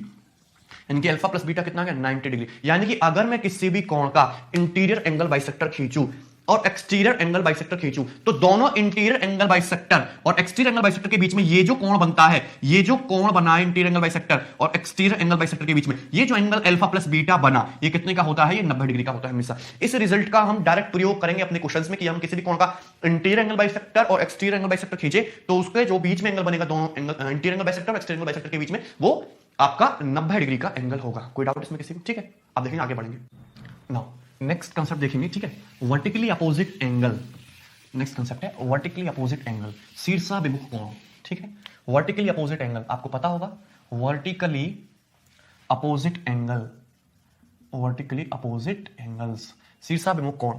शीर्षाभिमुख कोण का मतलब क्या होता है कि जैसे ये है, क्लियर भाई, जैसे ये दो लाइन है, इंटरसेक्टिंग लाइन, आपस में एक दूसरे को बिंदु ओ पर प्रतिच्छेद करती है। तो इस तरीके से ये लाइन ए बी हो गया, ये लाइन आपकी सी डी हो गया, क्लियर ना। तो वर्टिकली अपोजिट एंगल का मतलब होता है जो एंगल आपस में एक दूसरे को टुकर टुकर देखते हैं। सो एंगल एओसी और एंगल डीओबी, ये दोनों जो एंगल है ये क्या है? आपस में वर्टिकली अपोजिट है, एक दूसरे को टुकर टुकर देख रहे हैं ना, आमने सामने कोण। शीर्षाभिमुख कोण, शीर्ष क्या है? विमुख है, अलग अलग है। इस तरीके से ये आपका वर्टिकली अपोजिट एंगल है, क्लियर ना। क्या है आपके दोनों वर्टिकली अपोजिट एंगल, और वर्टिकली अपोजिट एंगल यानी कि शीर्षाभिमुख कोण क्या होते हैं? आपस में बराबर होते हैं। वर्टिकली अपोजिट एंगल्स क्या होते हैं? आपस में इक्वल होते हैं, आपको याद रखना है। वो देखना लाइक अगर सपोज, अगर आपको बताना चाहूं कि जैसे सपोज अगर ये एंगल अल्फा है तो ये एंगल भी क्या होगा? आपका अल्फा होगा, यानी कि वर्टिकली अपोजिट एंगल क्या होंगे? आपस में बराबर होंगे। कोई दिक्कत? सबको बात समझेगी ना? अगर ये एंगल आपका अल्फा है तो ये एंगल भी क्या होगा? आपका अल्फा होगा। वर्टिकली अपोजिट एंगल क्या होंगे? बराबर होंगे। अगर ये एंगल आपका बीटा है तो ये एंगल भी क्या होगा? आपका बीटा होगा, यानी कि वर्टिकली अपोजिट एंगल क्या होंगे? आपस में बराबर होते हैं। Alpha alpha beta beta. ये आया कहां से? ये आया कहां से कि जैसे अभी जैसे मैंने ये एंगल को मान लिया अल्फा, मैंने इस एंगल को क्या मान लिया? अल्फा मान लिया, क्लियर ना। ये एंगल क्या मान लिया मैंने? अल्फा, ये वाला एंगल अल्फा है। अब ये जो पॉइंट O है, ये ए ओ बी क्या होगा? तुम्हारी स्ट्रेट लाइन होगा। स्ट्रेट लाइन अगर ये अल्फा है तो ये एंगल कितना होगा तुम्हारा? 180 माइनस अल्फा। ये 180 माइनस अल्फा हो गया भाई। स्ट्रेट लाइन है तो 180 में से घटा दोगे 180 माइनस अल्फा। अब एंगल ये जो COD है, ये भी एक स्ट्रेट लाइन है COD, ये भी एक स्ट्रेट लाइन है COD। अगर स्ट्रेट लाइन है 180 माइनस अल्फा तो ये एंगल कितना बचा? ये एंगल कितना बचा? 180 में से घटाओगे 180 माइनस अल्फा तो कितना बचा? एंगल अल्फा आ गया। कितना आ गया भाई? अल्फा आ गया, अल्फा आ गया। अब ये AOB फिर से एक स्ट्रेट लाइन है, अगर स्ट्रेट लाइन है ये एंगल अल्फा तो ये एंगल कितना होगा? ये 180 माइनस अल्फा होगा कि नहीं? स्ट्रेट लाइन है तो 180 माइनस अल्फा। लेट मी सी, आमने सामने के एंगल दोनों 180 माइनस अल्फा और ये एंगल अल्फा अल्फा, तो यानी कि वर्टिकली अपोजिट एंगल क्या हुए? आपस में इक्वल होते हैं। शीर्षाभिमुख कोण क्या होते हैं? आपस में बराबर होते हैं, क्लियर है। ये बात आपको ध्यान रखनी। चलिए आगे बढ़ेंगे, अब नेक्स्ट चीज देखेंगे, ठीक है। इसके बाद यहां के बाद हम दो चीजें और देखेंगे एंगल्स के बारे में। कॉम्प्लीमेंट्री एंगल, COMPLEMENTARY, ठीक है। इंग्लिश इधर उधर हो जाए तो ज्यादा दिमाग नहीं लगाना, ठीक है। कॉम्प्लीमेंट्री एंगल्स और सप्लीमेंट्री एंगल्स, कॉम्प्लीमेंट्री एंगल्स और सप्लीमेंट्री एंगल्स, दो वर्ड है। कॉम्प्लीमेंट्री एंगल्स वर्ड है, एंगल्स यानी कि दो कोणों के बारे में बात करो, और supplementary angles, complementary angles, supplementary angles. Complementary मतलब पूरक कोण, कॉम्प्लीमेंट्री एंगल्स का मतलब पूरक कोण, और सप्लीमेंट्री एंगल्स का मतलब होता है आपका संपूरक कोण। सप्लीमेंट्री एंगल्स मतलब संपूरक कोण, clear. Complementary angles, supplementary angles, पूरक कोण, संपूरक कोण। तो कॉम्प्लीमेंट्री एंगल्स क्या होता है? कॉम्प्लीमेंट्री एंगल्स मतलब ऐसे दो एंगल जिनका आपस में सम क्या होता है? 90 डिग्री होता है, वो क्या होते हैं? कॉम्प्लीमेंट्री एंगल्स होते हैं। लाइक जैसे ये है, ये इस तरीके से है कि ये एंगल आपका अल्फा है, ये एंगल आपका बीटा है, और अल्फा प्लस बीटा जो है वो क्या है? 90 डिग्री। दोनों का सम क्या है? 90 डिग्री। ये एंगल आपका सपोज अल्फा, ये बीटा है, और अल्फा प्लस बीटा क्या? 90 डिग्री। यानी कि इन दो एंगल का आपस में सम कितना है? 90 डिग्री। तो अल्फा और बीटा आपस में क्या होता है? कॉम्प्लीमेंट्री होते हैं, पूरक कोण होते हैं, complementary to each other, complementary to each other. कोई दिक्कत किसी को? कॉम्प्लीमेंट्री टू ईच अदर, कोई दिक्कत किसी को? क्लियर है ना? यहां तक बात समझ? यानी कि ऐसे दो एंगल जिनका आपस में सम क्या होता है? 90 डिग्री होता है, तो क्या होते हैं? एक दूसरे के कॉम्प्लीमेंट्री होते हैं, कॉम्प्लीमेंट्री टू ईच अदर, पूरक कोण होते हैं। जैसे आपसे पूछा जाए कि 1 डिग्री का कॉम्प्लीमेंट्री बताइए, तो 1 डिग्री का कॉम्प्लीमेंट्री कितना होता है? 89 डिग्री। आपसे पूछा जाए कि 6 डिग्री का कॉम्प्लीमेंट्री बताइए, तो 6 डिग्री का कॉम्प्लीमेंट्री कितना होता है? 84 डिग्री। कोई दिक्कत किसी को? यानी कि अल्फा प्लस बीटा क्या होते हैं? आपस में कॉम्प्लीमेंट्री एंगल्स होते हैं, क्लियर है कि? यानी कि अगर अल्फा प्लस बीटा 90 डिग्री है तो अल्फा बीटा क्या होते हैं? आपस में कॉम्प्लीमेंट्री एंगल्स होते हैं। यानी कि यदि मुझे अल्फा का कॉम्प्लीमेंट्री एंगल निकालना हो तो मैं क्या निकालूंगा? बीटा। तो बीटा क्या होता है? 90 माइनस अल्फा, क्लियर है कि नहीं? यानी कि किसी भी एंगल अल्फा का कॉम्प्लीमेंट्री एंगल क्या होता है? 90 माइनस अल्फा। अल्फा का कॉम्प्लीमेंट्री एंगल क्या होता है? 90 माइनस अल्फा। जैसे कि 1 डिग्री का आपको कॉम्प्लीमेंट्री चाहिए तो 90 में से घटा दो 89 डिग्री। 2 डिग्री का कॉम्प्लीमेंट्री एंगल चाहिए तो 90 में से घटा दो 88 डिग्री।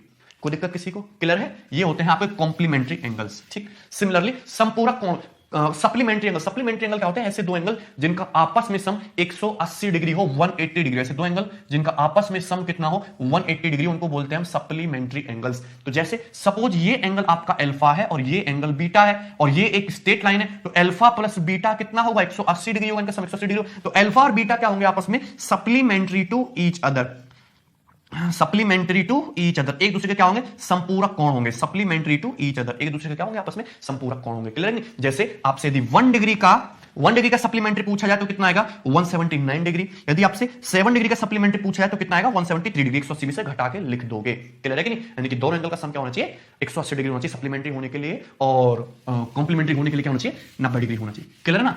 अब जैसे ये कॉम्प्लीमेंट्री एंगल, सप्लीमेंट्री एंगल आपको समझ में आ गया होगा। इस पे क्वेश्चन है, एक दो क्वेश्चन कभी कभी आ जाता है पेपर में, मैं आपको करा दूंगा, ध्यान से देखना आप। अच्छा, एक अगर सर आपका ये 1 डिग्री का एंगल है, तो 1 डिग्री का कॉम्प्लीमेंट्री क्या होता है? 89 डिग्री, और 1 डिग्री का सप्लीमेंट्री क्या होता है? 179 डिग्री। 1 डिग्री का सप्लीमेंट्री क्या होता है? 179 डिग्री। इसी तरीके से यदि लगा हुआ है सपोज यहां पे 12 डिग्री का कॉम्प्लीमेंट्री क्या होता है? 78 डिग्री। 90 डिग्री से घटाओगे क्या? Complementary angle. और 12 डिग्री का सप्लीमेंट्री क्या होता है आपका? 168 डिग्री। कितना होता है? 168। 180 में से 12 घटाओ कितना आएगा? 168 डिग्री। क्लियर ना? ये क्या आपका सप्लीमेंट्री एंगल्स। कोई दिक्कत किसी को? तो ध्यान देने वाली बात यह है कि किसी भी एंगल थीटा के लिए उसका कॉम्प्लीमेंट्री एंगल तो होता है 90 माइनस थीटा, और सप्लीमेंट्री एंगल होता है 180 माइनस थीटा। यानी किसी एंगल थीटा का जो सप्लीमेंट्री एंगल होता है, जो सप्लीमेंट्री एंगल होता है किसी भी एंगल थीटा का जो सप्लीमेंट्री एंगल होता है, वो उसे कॉम्प्लीमेंट्री एंगल से, किसी भी एंगल थीटा का जो सप्लीमेंट्री एंगल होता है उसे कॉम्प्लीमेंट्री एंगल से कितना? 90 डिग्री बड़ा होता है। कितना बड़ा होता है? 90 डिग्री ज्यादा होता है। किसी भी एंगल थीटा का जो सप्लीमेंट्री एंगल है वो उस एंगल थीटा के कॉम्प्लीमेंट्री एंगल से 90 डिग्री बड़ा होता है। 12 डिग्री कॉम्प्लीमेंट्री 78, सप्लीमेंट्री 168। तो 12 डिग्री का जो सप्लीमेंट्री है वो 12 डिग्री के कॉम्प्लीमेंट्री से कितना बड़ा है? 90 डिग्री बड़ा है। 78 प्लस 90 कितना होता है? 168 डिग्री। ये बात आपको याद रखनी है। क्लियर? अब बताइए इसमें किसी को डाउट है? यहां तक ये इजी है?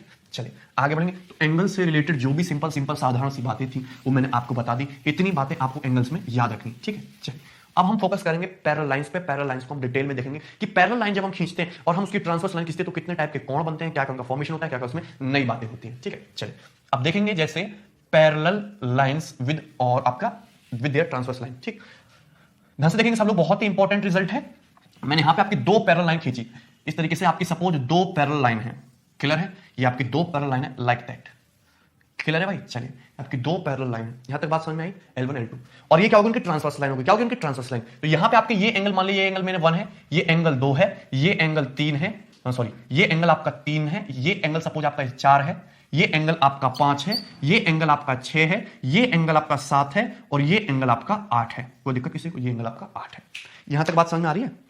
तो यहां पे इस तरीके से टोटल कितने एंगल बने? 8 एंगल्स बने। 1 2 3 4 5 6 7 8। इनमें बहुत सारे एंगल आपस में इक्वल होते हैं। मुझे उन्हीं एंगल को चेक करना है कि कौन कौन से एंगल क्या होते हैं आपस में इक्वल होते हैं। तो सबसे पहले हम जो बात करेंगे वो करेंगे करस्पॉन्डिंग एंगल्स की। सबसे पहले जो बात करेंगे वो करेंगे करस्पॉन्डिंग एंगल्स की, यानी कि संगत कोण की। करस्पॉन्डिंग एंगल्स की यानी कि संगत कोण की।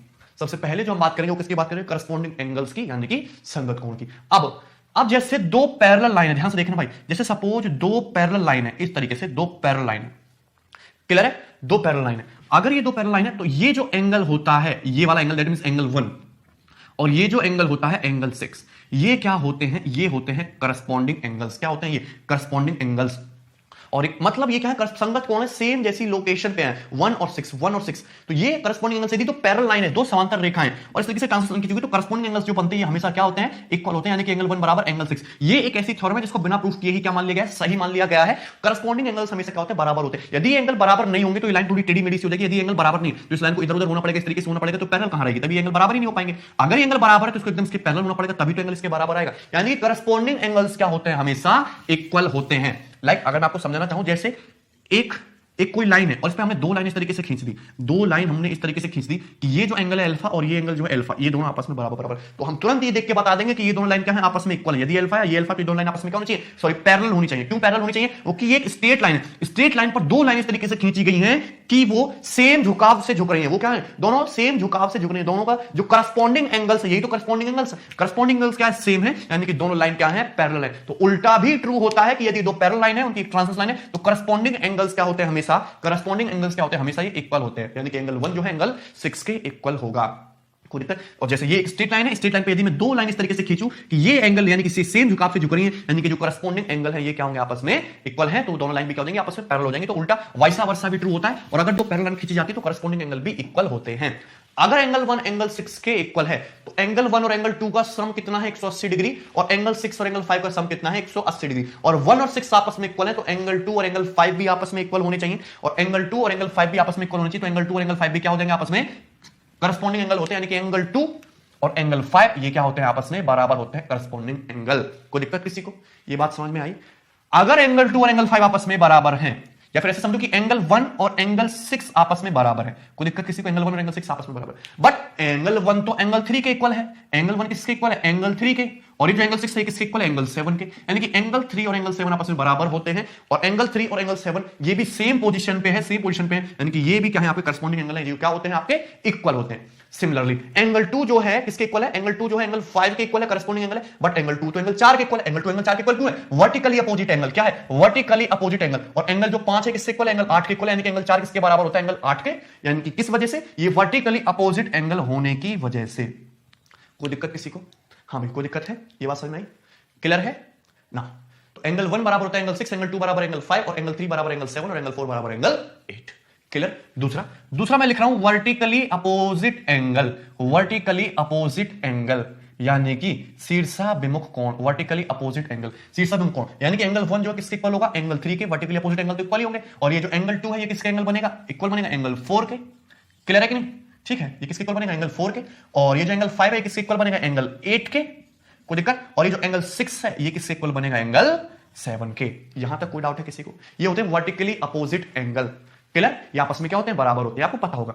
तीसरा होता है आपका अल्टरनेट एंगल्स, तीसरा होता है आपका अल्टरनेट एंगल्स, और ये इंपॉर्टेंट है, ये इंपॉर्टेंट है अल्टरनेट एंगल्स, इसका बहुत ज्यादा यूज करेंगे क्वेश्चंस को सॉल्व करने में, पूरी ज्योमेट्री में।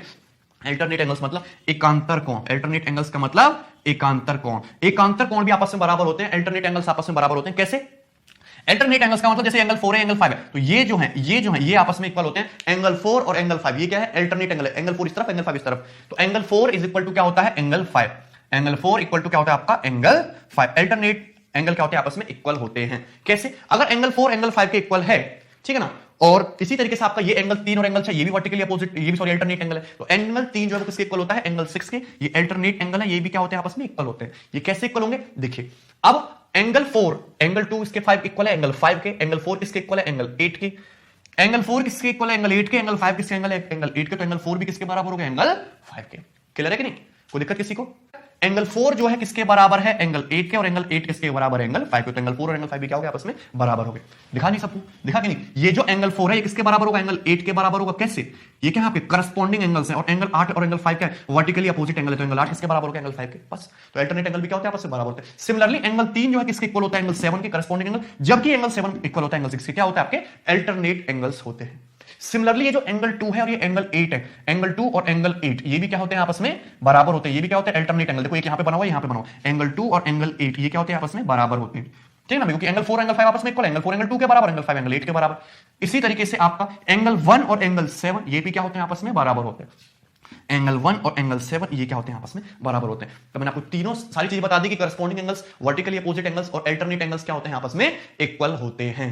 क्लियर है, कोई डाउट। चलिए आप देखेंगे नेक्स्ट एक और रिजल्ट देखेंगे, ये सारी बात आपको याद होनी चाहिए। इनका वाइसा वर्सा भी ट्रू होता है, वाइसा वर्सा मतलब इनका अपोजिट भी ट्रू होता है। कैसे, कि जैसे अगर दो लाइन इस तरीके से आपको दे रखी है, दो लाइन सपोज आपको इस तरीके से दे रखी है यहां पे, और ये बता रखा कि ये एंगल थीटा है, तो ये एंगल थीटा, ये एंगल थीटा, ये एंगल थीटा, ये एंगल भी थीटा पता है, एंगल भी थीटा पता है, तो देखते ही बता दोगे कि ये दोनों लाइन क्या होनी चाहिए, आपस में पैरेलल होनी चाहिए। दिख नहीं रही है पर ये लाइन क्या है, आपस में पैरेलल है। क्यों, क्योंकि ये एंगल थीटा है, ये एंगल थीटा है, तो ये तो अल्टरनेट एंगल हो गया, और अल्टरनेट एंगल कभी इक्वल हो सकता है जब क्या हो, आपके ये दोनों लाइन क्या हो, आपस में पैरेलल हो, तो इनका वाइस वर्सा भी ट्रू होता है। क्लियर है, कोई डाउट इसमें। चलिए अब यहां पे जो आपके इंटीरियर अपोजिट एंगल बनते हैं, इंटीरियर सेगमेंट में जो एंगल बनते हैं, जो यहां पे इंटीरियर सेगमेंट में जो एंगल बनते हैं उनका सम जो है 180 डिग्री होता है। लाइक एंगल 4 और ये एंगल 6, ये जो एंगल है, ये जो एंगल है, देखना ध्यान से, एंगल 4 और ये एंगल 6 इनका सम, और ये एंगल 3 और एंगल 5 इन दोनों का सम, इन दोनों का सम क्या होता है, 180 डिग्री होता है। That means angle 4 plus angle 6 बराबर होता है किसके, एंगल 3 प्लस एंगल 5 के, और कितना होता है 180 डिग्री होता है। कितना होता है 180 डिग्री होता है। इन दोनों एंगल्स का सम कितना होता है 180 डिग्री होता है। एंगल 4 प्लस एंगल 6 बराबर होता है एंगल 3 प्लस एंगल 5, और किसके इक्वल होता है 180 डिग्री के इक्वल होता है। क्लियर है ना? ये आया कहां से? सभी लोगों को पता है कि ये जो है स्ट्रेट लाइन है, एंगल 1 प्लस एंगल 4 किसके बराबर होगा? 180 डिग्री के बराबर होगा। एंगल 1 प्लस एंगल 4 किसके बराबर होगा? 180 डिग्री के बराबर होगा। बट एंगल 1 तो एंगल 6 है, करस्पॉन्डिंग एंगल। एंगल 1 तो एंगल 6 है, करस्पॉन्डिंग एंगल। तो यानी कि एंगल 6 प्लस एंगल 4 किसके बराबर होना चाहिए? 180 डिग्री के बराबर होना चाहिए। तो दैट्स व्हाई एंगल 4 और एंगल 6 आपस में सम कितना होता है? 180 डिग्री होता है। क्लियर है? तो ये सब बातें थी पैरेलल लाइन के केस में जो आपको याद रखनी है, ठीक है? एग्जाम पे इस पे कभी-कभी क्वेश्चन आ जाते हैं, जितने भी क्वेश्चन आए हुए हैं, जितने भी नए बन सकते हैं, वो सब मैं आपको इन सब पे सॉल्व कराऊंगा, ठीक है? चलिए अब इसको मैं फिर रफ कर देता हूं, ठीक है? नेक्स्ट एक और रिजल्ट देखेंगे पैरेलल लाइन से रिलेटेड, इंपॉर्टेंट रिजल्ट है कि ये दो पैरेलल लाइन है और ये हो गई उनकी ट्रांसवर्स लाइन। दो पैरेलल लाइन, ये क्या होगी? उनकी ट्रांसवर्स लाइन होगी। दो पैरेलल लाइन और ये ट्रांसवर्स लाइन, ठीक है? अब ये क्या है आपके? ये इंटीरियर अपोजिट एंगल हो गए ना, ए की साइड में इंटीरियर है, अपोजिट है, इंटीरियर अपोजिट एंगल्स हो गए। क्लियर ना? अगर मैं इनका बाइसेक्टर खींच दूं, अगर मैं ये सपोज मैंने पॉइंट ए मान लिया, मेरे सपोज पॉइंट बी मान लिया, अगर मैं इसका बाइसेक्टर खींच दूं, बाइसेक्टर इस तरीके से कि ये इसको इक्वल पार्ट में डिवाइड करे। क्लियर है ना? और इसी तरीके से मैं इसका बाइसेक्टर खींच दूं कि इसको इक्वल पार्ट में डिवाइड करे, तो सपोज जाके पॉइंट ओ पे मिलते हैं, पॉइंट ओ पे मिलते हैं। ये एंगल बन रहा है ना आपका ए ओ बी, ये बाइसेक्टर है। ये क्या है? बाइसेक्टर। ये क्या है? बाइसेक्टर। इंटीरियर अपोजिट एंगल के बाइसेक्टर खींचे मैंने पैरेलल लाइन के बीच में। क्लियर ना? तो ये एंगल ओ पे जाके मिल रहे हैं। तो ये जो एंगल ए ओ बी होता है ना, हमेशा 90 डिग्री होता है। क्या होता है? 90 डिग्री होता है। कोई दिक्कत किसी को? क्या होता है? एंगल आपका 90 डिग्री होता है। सबको बात समझ में आई?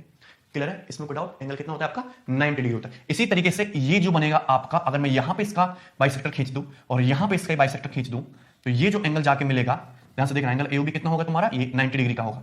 अब मैंने यहां पे इसका इंटीरियर एंगल बाइसेक्टर खींच दिया, इसका इंटीरियर एंगल बाइसेक्टर खींच दिया, दोनों जाके सपोज यहां पे पॉइंट ओ डैश पे मिले, तो ये भी एंगल कितने का होगा? ये भी एंगल आपका 90 डिग्री का होगा। ये भी एंगल कितने का होगा? 90 डिग्री का होगा। यानी कि angle A O dash B कितने का होगा? 90 डिग्री का होगा। कोई दिक्कत? So this angle is again 90, this angle is 90। अब ये एंगल था इसके इंटीरियर एंगल बाइसेक्टर, ये एक्सटीरियर एंगल बाइसेक्टर खींचा, तो ये एंगल अभी मैंने प्रूफ किया हमेशा 90 डिग्री होता है, और ये भी 90 डिग्री होता है। ये भी 90 डिग्री, ये भी 90 डिग्री, ये भी 90 डिग्री, ये भी 90 डिग्री। कोई दिक्कत किसी को? चारों एंगल कितने कितने के होंगे? 90 डिग्री के। अभी तो समझा कि यदि कोई एंगल है, सपोज इस तरीके से आप इसका इंटीरियर एंगल बाइसेक्टर खींचो, एक्सटीरियर एंगल बाइसेक्टर खींचो, तो उनके बीच में एंगल कितने का बनेगा? 90 डिग्री का। तो ये 90, ये 90, ये 90, ये 90। क्लियर है ना? तो दैट मींस चारों एंगल 90 डिग्री के हो गए, तो हमेशा ये क्या बनता है? एक रेक्टेंगल बनता है, एक आयत बनता है, एक रेक्टेंगल बनता है, एक आयत बनता है। आपको बात याद रखनी है। क्लियर है ना? चलिए अब हम इसको हटा दे रहे हैं, यहां पे हम इसको हटा देते हैं। कोई डाउट इसमें?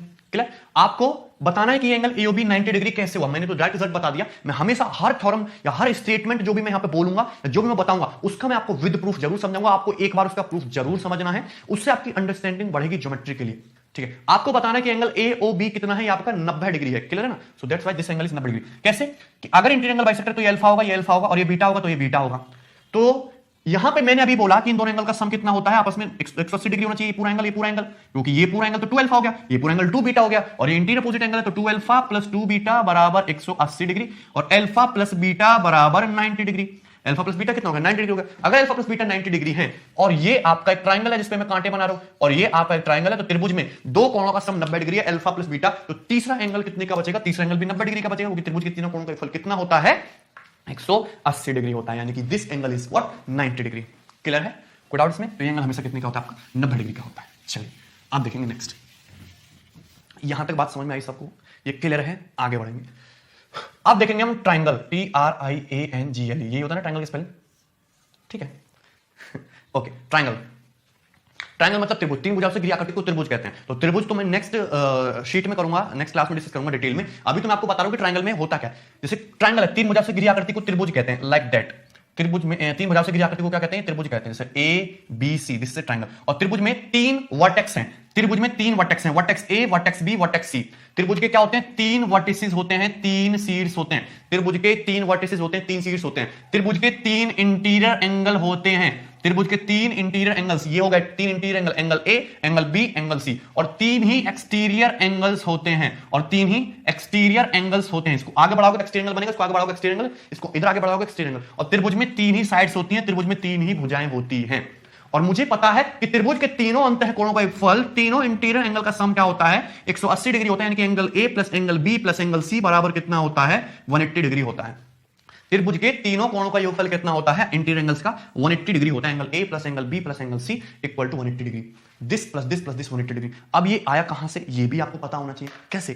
कि अगर मैं एक लाइन खींच दूं, पॉइंट ए से जाती हुई, वर्टेक्स ए से पास करती हुई बीसी के पैरेलल, मैंने बीसी के पैरेलल एक लाइन खींच दी, मैंने बीसी के पैरेलल एक लाइन खींच दी, पॉइंट ए से पास करती है, यानी कि दोनों लाइन क्या है? आपस में पैरेलल है। क्लियर है कि नहीं? तो ये तो आपका एंगल ए है, और ये एंगल जो है एंगल बी, ये इस एंगल के बराबर होना चाहिए, क्योंकि क्या है अल्टरनेट एंगल है, तो ये एंगल बी हो गया। और ये अगर एंगल सी है तो ये आपके इसके बराबर होना चाहिए, अल्टरनेट एंगल हो गया। अभी समझाया ना, पैरेलल लाइन है, पैरेलल लाइन में ये क्या होगी हमारी तिरक रेखा होगी, ट्रांसवर्स लाइन होगी, तो एंगल सी है, तो एंगल सी हो गया। और ये पूरा का पूरा क्या हो गया, एक स्ट्रेट एंगल हो गया। स्ट्रेट एंगल का मतलब angle A plus angle B plus angle C बराबर 180 डिग्री, यानी कि त्रिभुज के तीनों कोणों का योगफल क्या होता है, 180 डिग्री होता है। ये बात आपको पता होनी चाहिए, ये बात आपको पता भी होगी। क्लियर है, इसमें कोई डाउट है? यहां तक बात समझ में आ रही है? चलिए आगे बढ़ेंगे, अब नेक्स्ट देखेंगे, नेक्स्ट चीज। यहां तक क्लियर है ना सभी को चीजें?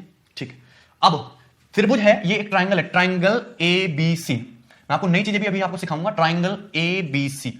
तो ये vertex A, vertex B, vertex C, तो ये बन रहा है सपोज वर्टेक्स सी पे इंटीरियर एंगल। ये क्या बन रहा है, वर्टेक्स सी पे इंटीरियर एंगल। क्लियर है कि नहीं? वर्टेक्स सी पे इंटीरियर एंगल ये हो गया। अगर मैं इसको आगे बढ़ाऊं तो ये क्या बनेगा फिर आपका, ये वर्टेक्स सी पे क्या बनेगा आपका, एक्सटीरियर एंगल। क्या बनेगा वर्टेक्स सी पे, एक्सटीरियर एंगल। क्लियर है कि नहीं? क्या बनेगा वर्टेक्स सी पे एक्सटीरियर एंगल। तो त्रिभुज के एक्सटीरियर एंगल की माप अपोजिट इंटीरियर एंगल के सम के बराबर होती है, यानी कि ये जो एंगल होगा आपका, ये angle A plus angle B के बराबर होगा, यानी कि इस एंगल ए और इस एंगल बी के बराबर होगा। त्रिभुज के एक्सटीरियर एंगल की जो माप होती है वो अपोजिट इंटीरियर एंगल के सम के बराबर होती है हमेशा। त्रिभुज का बाहरी कोण आंतरिक दो कोणों के सम के बराबर होता है, ये बात आपको पता होनी चाहिए। क्लियर है कि नहीं? कोई दिक्कत? यानी कि सपोज जैसे एंगल दे दिया आपको 41 डिग्री का, ये दिया आपको 39, ये दे दिया आपको सपोज कितना 59 डिग्री का। पूछा कि ये एंगल बताइए, तो कितना लिख दोगे, 51, सॉरी 41 प्लस 51 यानी कितना 100 डिग्री। तो एंगल कितने का हो जाएगा आपका, 100 डिग्री का हो जाएगा। इस तरीके से आप कर सकते हो चीजों को। तो यानी कि एक्सटीरियर एंगल जो होता है वो अपोजिट इंटीरियर एंगल के सम के बराबर होता है। कैसे? ये जो एक्सटीरियर एंगल होगा, ये जो एक्सटीरियर एंगल होगा, इसकी जो वैल्यू होगी वो हमेशा अपोजिट इंटीरियर एंगल के सम के बराबर होगी। कैसे? ये जो एक्सटीरियर एंगल है इसकी वैल्यू कैसे आएगी, 180 डिग्री माइनस एंगल सी।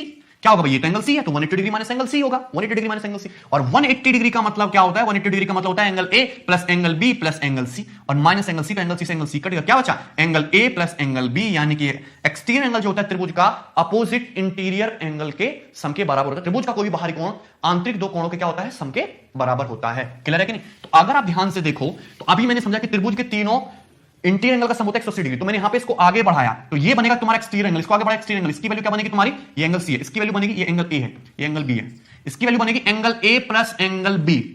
कोई दिक्कत किसी को? और मैंने इसको आगे बढ़ाया यहां पे इस साइड में, एक ऑर्डर में आगे बढ़ाना है। क्लियर है कि नहीं? तो ये एक्सटीरियर एंगल बनेगा, ये एक्सटीरियर एंगल बनेगा, और इस एक्सटीरियर एंगल की जो वैल्यू होगी, इस एक्सटीरियर एंगल की जो वैल्यू होगी वो कितनी होगी आपकी, वो होगी, ये एक्सटीरियर एंगल बना है वर्टेक्स ए पे, तो अपोजिट इंटीरियर एंगल क्या बचे, एंगल बी और एंगल सी, यानी किसके सम के बराबर, angle B plus angle C के बराबर। कोई दिक्कत? क्लियर है कि नहीं? फिर मैंने इस लाइन को आगे बढ़ाया है, इस लाइन को आगे बढ़ाया इस तरीके से, इस तरीके से इस लाइन को आगे बढ़ाया गया है एक्सटीरियर एंगल बनाने के लिए। तो यहां पे आगे बढ़ाओगे तो ये बनेगा आपका exterior angle at vertex B पर बाहरी कोण। तो ये एक्सटीरियर एंगल है, वर्टेक्स बी पर बना, तो अपोजिट इंटीरियर एंगल क्या बचे, एंगल ए और एंगल सी, तो इसकी जो वैल्यू होगी वो angle A plus angle C होगी। क्या होगी इसकी value, angle A plus angle C. अब बताइए इसमें कोई डाउट? तो त्रिभुज के तीनों कोणों का योगफल आंतरिक कोणों का 180 डिग्री हो गया। बट यदि मैं त्रिभुज के तीनों एक्सटीरियर एंगल के सम की बात करूं, तो त्रिभुज के तीनों एक्सटीरियर एंगल का जो सम होगा, ये रहा एक तो angle A plus angle B, और ये angle B plus angle C, और plus angle A plus angle C. तुम्हारा angle A plus angle A, twice of angle A, twice of angle B, twice of angle C, यानी कि दो बाहर आ जाएगा, angle A plus angle B plus angle C, और angle A plus angle B plus angle C क्या होता है तुम्हारा, 180 डिग्री होता है। तो 180 गुणा 2 यानी कि कितना हो जाएगा तुम्हारा 360 डिग्री। कितना हो जाएगा तुम्हारा 360 डिग्री। कोई डाउट में? यानी कि त्रिभुज के तीनों बाहरी कोणों का योगफल, यदि आपसे क्वेश्चन पूछा जाए कि what is the sum of all exterior angles of a triangle, तो आंसर कितना होगा तुम्हारा 360 डिग्री। क्लियर ना? और ये सिर्फ ट्रायंगल के लिए ही ट्रू नहीं है, आपका कोई भी पॉलीगन हो, कोई भी बहुभुज हो किसी प्रकार का, उसके सारे के सारे एक्सटीरियर एंगल का सम कितना होता है, 360 डिग्री ही होता है। क्लियर ना? अभी मैं आपको दिखाऊंगा कि ऐसा क्यों होता है। चलिए यहां तक बात समझ कि नहीं? ठीक है, तो मैंने प्रूफ किया कि एक्सटीरियर एंगल का सम 360 डिग्री। सीएचएसएल के पेपर में एक क्वेश्चन आया था कि सीएचएसएल के पेपर में इस तरीके से क्वेश्चन आया था कि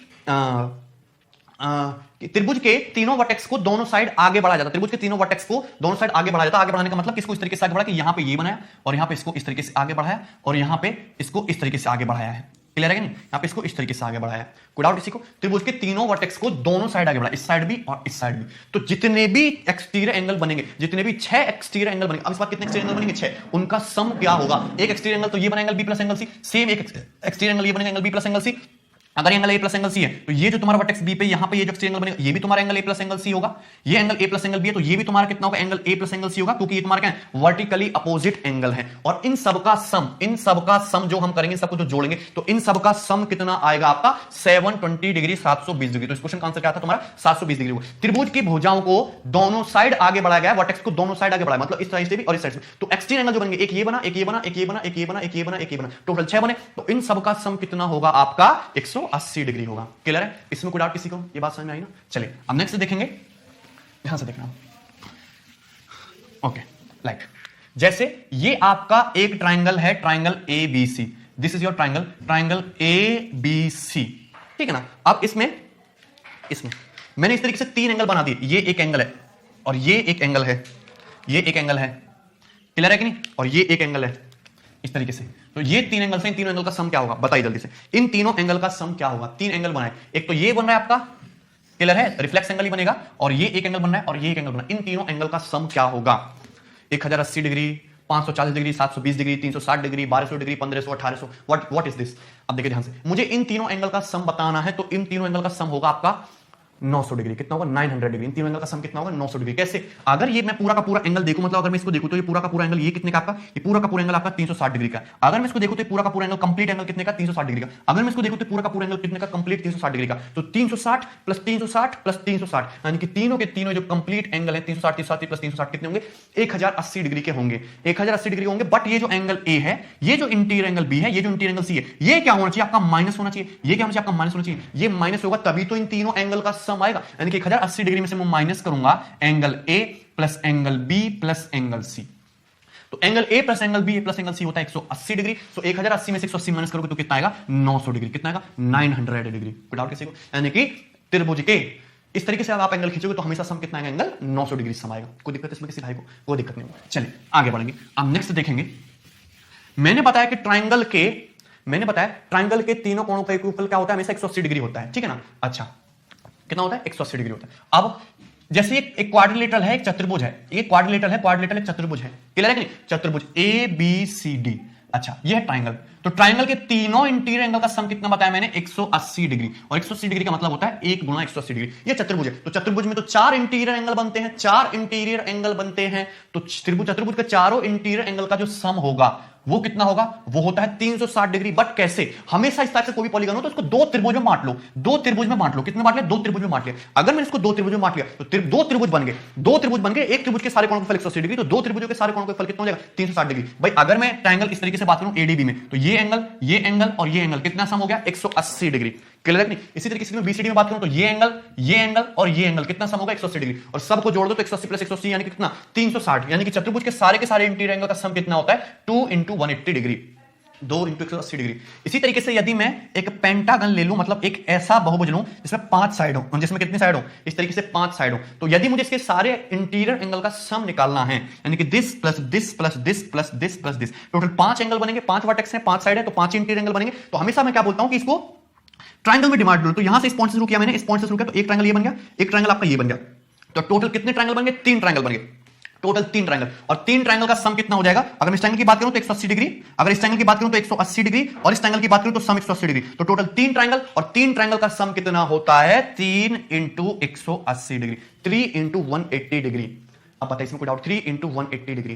क्लियर है ये बात समझ? इसी तरीके से यदि मैं एक हेक्सागन लूं, एक ऐसा बहुभुज लूं जिसमें तुम्हारी 6 साइड हो, इस तरीके से हो गया ना, ये दिखेगा नहीं आपको, यहां पे मैं इस तरीके से मिलाता हूं। ये हेक्सागन है, ये क्या तुम्हारा? हेक्सागन है, क्लियर है ना। और इसमें तुम्हारी कितनी साइड है? 6 साइड है, 1 2 3 4 5 6। तो इसमें 6 साइड है, तो इसके 6 इंटीरियर एंगल बनेंगे, 1 2 3 4 और 5 और 6। और इन सब का सम कितना होगा? कितना होगा देखते हैं। मैंने क्या बोला कि हमेशा ट्रायंगल बना लीजिए, तो यहां से इस तरीके से मिलाओगे, ट्रायंगल इस तरीके से बनेगा, एक ट्रायंगल आपका इस तरीके से बनेगा, क्लियर है ना। तो और ये बन गया आपका ट्रायंगल, एक तो ऐसे बन गया, एक आपका ऐसे बन गया, एक इस तरीके से बन गया।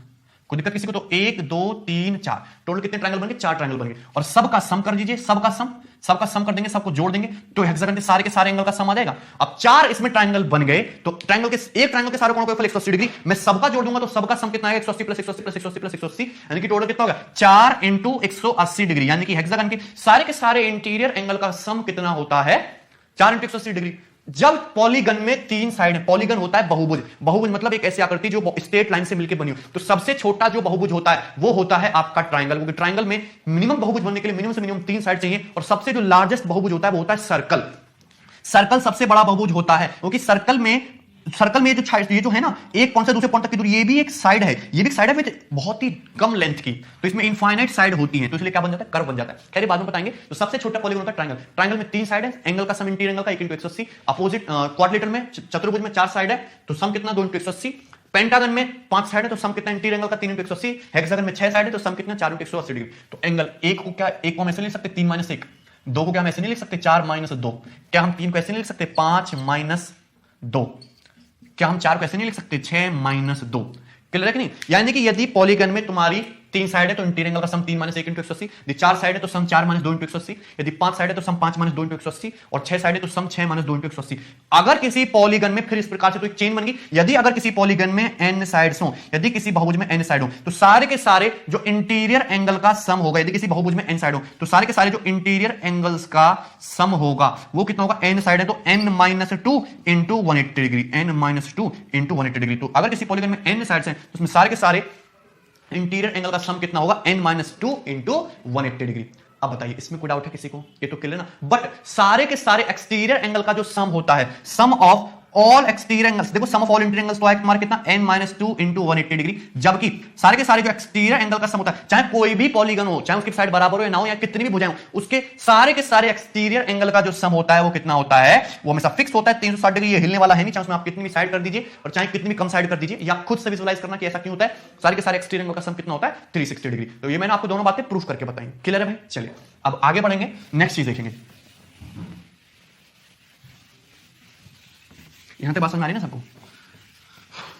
ठीक है, चलिए अब एक्सटीरियर एंगल के बारे में आपको बता चुका हूं, इंटीरियर एंगल के बारे में आपको बता चुका हूं। ठीक है, अब देखेंगे जैसे आप कुछ प्रॉपर्टी याद रखेंगे, बहुत सिंपल सी है, कि जैसे आपका एक ये ट्राइंगल है, आपका इस तरीके से ट्राइंगल है, ट्राइंगल ABC, ट्राइंगल ABC। ठीक है भाई, और अगर हमने इसको यहां पे, ये एंगल B है, ये एंगल C है, ये एंगल B है, ये एंगल C है, तो एंगल B का हमने खींचा ये इंटीरियर एंगल बाइसेक्टर, और एंगल C का खींचा हमने ये इंटीरियर एंगल बाइसेक्टर। तो ये जो एंगल बाइसेक्टर है, और ये जाके सपोज पॉइंट O पे मिलते हैं, किस पे मिलते हैं, जाके पॉइंट O पे मिलते हैं। तो इस तरीके से आपका यहां पर पॉइंट ये बनना है ना, एंगल BOC बन गया ना, एंगल BOC बन गया। यानी कि त्रिभुज ABC में इस तरीके से 2 वर्टेक्स हैं, त्रिभुज ABC में इस तरीके से 3 वर्टेक्स हैं, तो हमने एंगल B और एंगल C का इंटीरियर एंगल बाइसेक्टर खींचा, तो ये जाके पॉइंट O पे मिला। कहां पे मिला? जाके पॉइंट O पे जाके मिला। किस पे? इस तरीके से पॉइंट O पे जाके मिला। कोई दिक्कत? अगर ये पॉइंट O पे जाके मिला तो ये जो एंगल BOC है, एंगल BOC की जो वैल्यू होती है वो होती है 90 डिग्री प्लस a/2। ये आपको याद रखना है, एंगल BOC की जो वैल्यू होती है वो कितनी होती है, 90 डिग्री प्लस a/2। ठीक है, एंगल BOC की हमेशा वैल्यू कितनी होती है, 90 डिग्री प्लस a/2।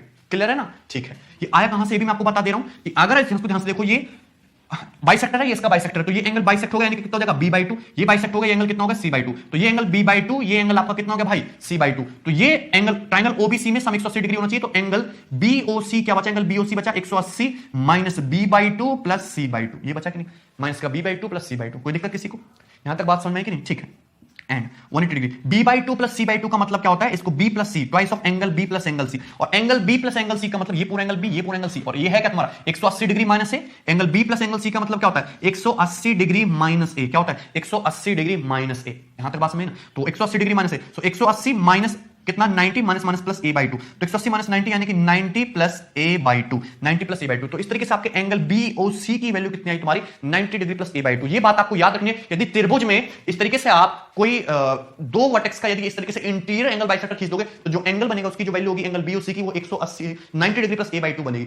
और एक बात आपको ये भी ध्यान रखनी है कि यदि इस तरीके से हम इंटीरियर एंगल बाइसेक्टर खींचते हैं, पॉइंट O पे जाके मिलता है, इसी पॉइंट O को हम कहते हैं इन सेंटर, इसी पॉइंट O को हम कहते हैं इन सेंटर। ये मैं आपको बाद में समझाऊंगा, इसी पॉइंट O को क्या कहते हैं, इन सेंटर। और यदि मैं वर्टेक्स A से इस तरीके से यदि O को मिला दूं, तो ये भी बात ध्यान रखेंगे कि ये जो लाइन AO होगी ये ऑटोमेटिकली आपकी एंगल बाइसेक्टर हो जाएगी। ये जो लाइन AO होगी ये ऑटोमेटिकली क्या हो जाएगी, आपकी एंगल बाइसेक्टर हो जाएगी। अगर ये एंगल ऑटोमेटिकली लाइन आपकी एंगल बाइसेक्टर हो जाएगी, तो यदि मुझे एंगल COA की वैल्यू लिखनी है, यानी किसकी वैल्यू लिखूं, तो इसकी वैल्यू क्या हो जाएगी फिर 90 डिग्री प्लस ये जो एंगल है 90 डिग्री प्लस कितना b/2 हो जाएगी। और यदि मुझे इस तरीके से एंगल AOB की वैल्यू लिखनी है, यानी किसकी वैल्यू लिखनी हो, तो ये कितना हो जाएगा तुम्हारा, ये कितना हो जाएगा, ये हो जाएगा तुम्हारा 90 degree plus c/2, oppose 90 degree plus opposite interior angle के सम का हाफ। कोई दिक्कत किसी को? क्लियर है? यहां तक कोई डाउट है इसमें? ये आसान था। एक और इसमें चीज देखेंगे हम कि अगर सपोज आपका एक ट्राइंगल ABC है, सपोज आपका कोई त्रिभुज ABC है, क्लियर ना, ट्राइंगल ABC, ठीक है, मैं आपको बेसिक पूरा डिटेल में पहले समझा दे रहा हूं। और मैंने साइड AB को आगे बढ़ाया है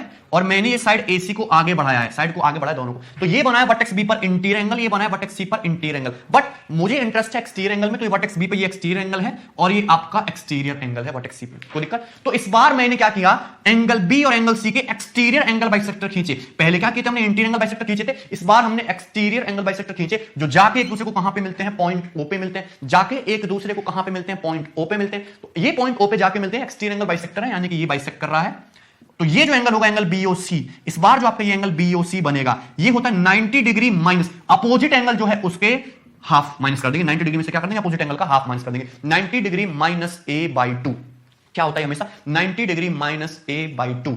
इसमें कोई दिक्कत है किसी को, कितना हो जाएगा 90 degree minus A by two.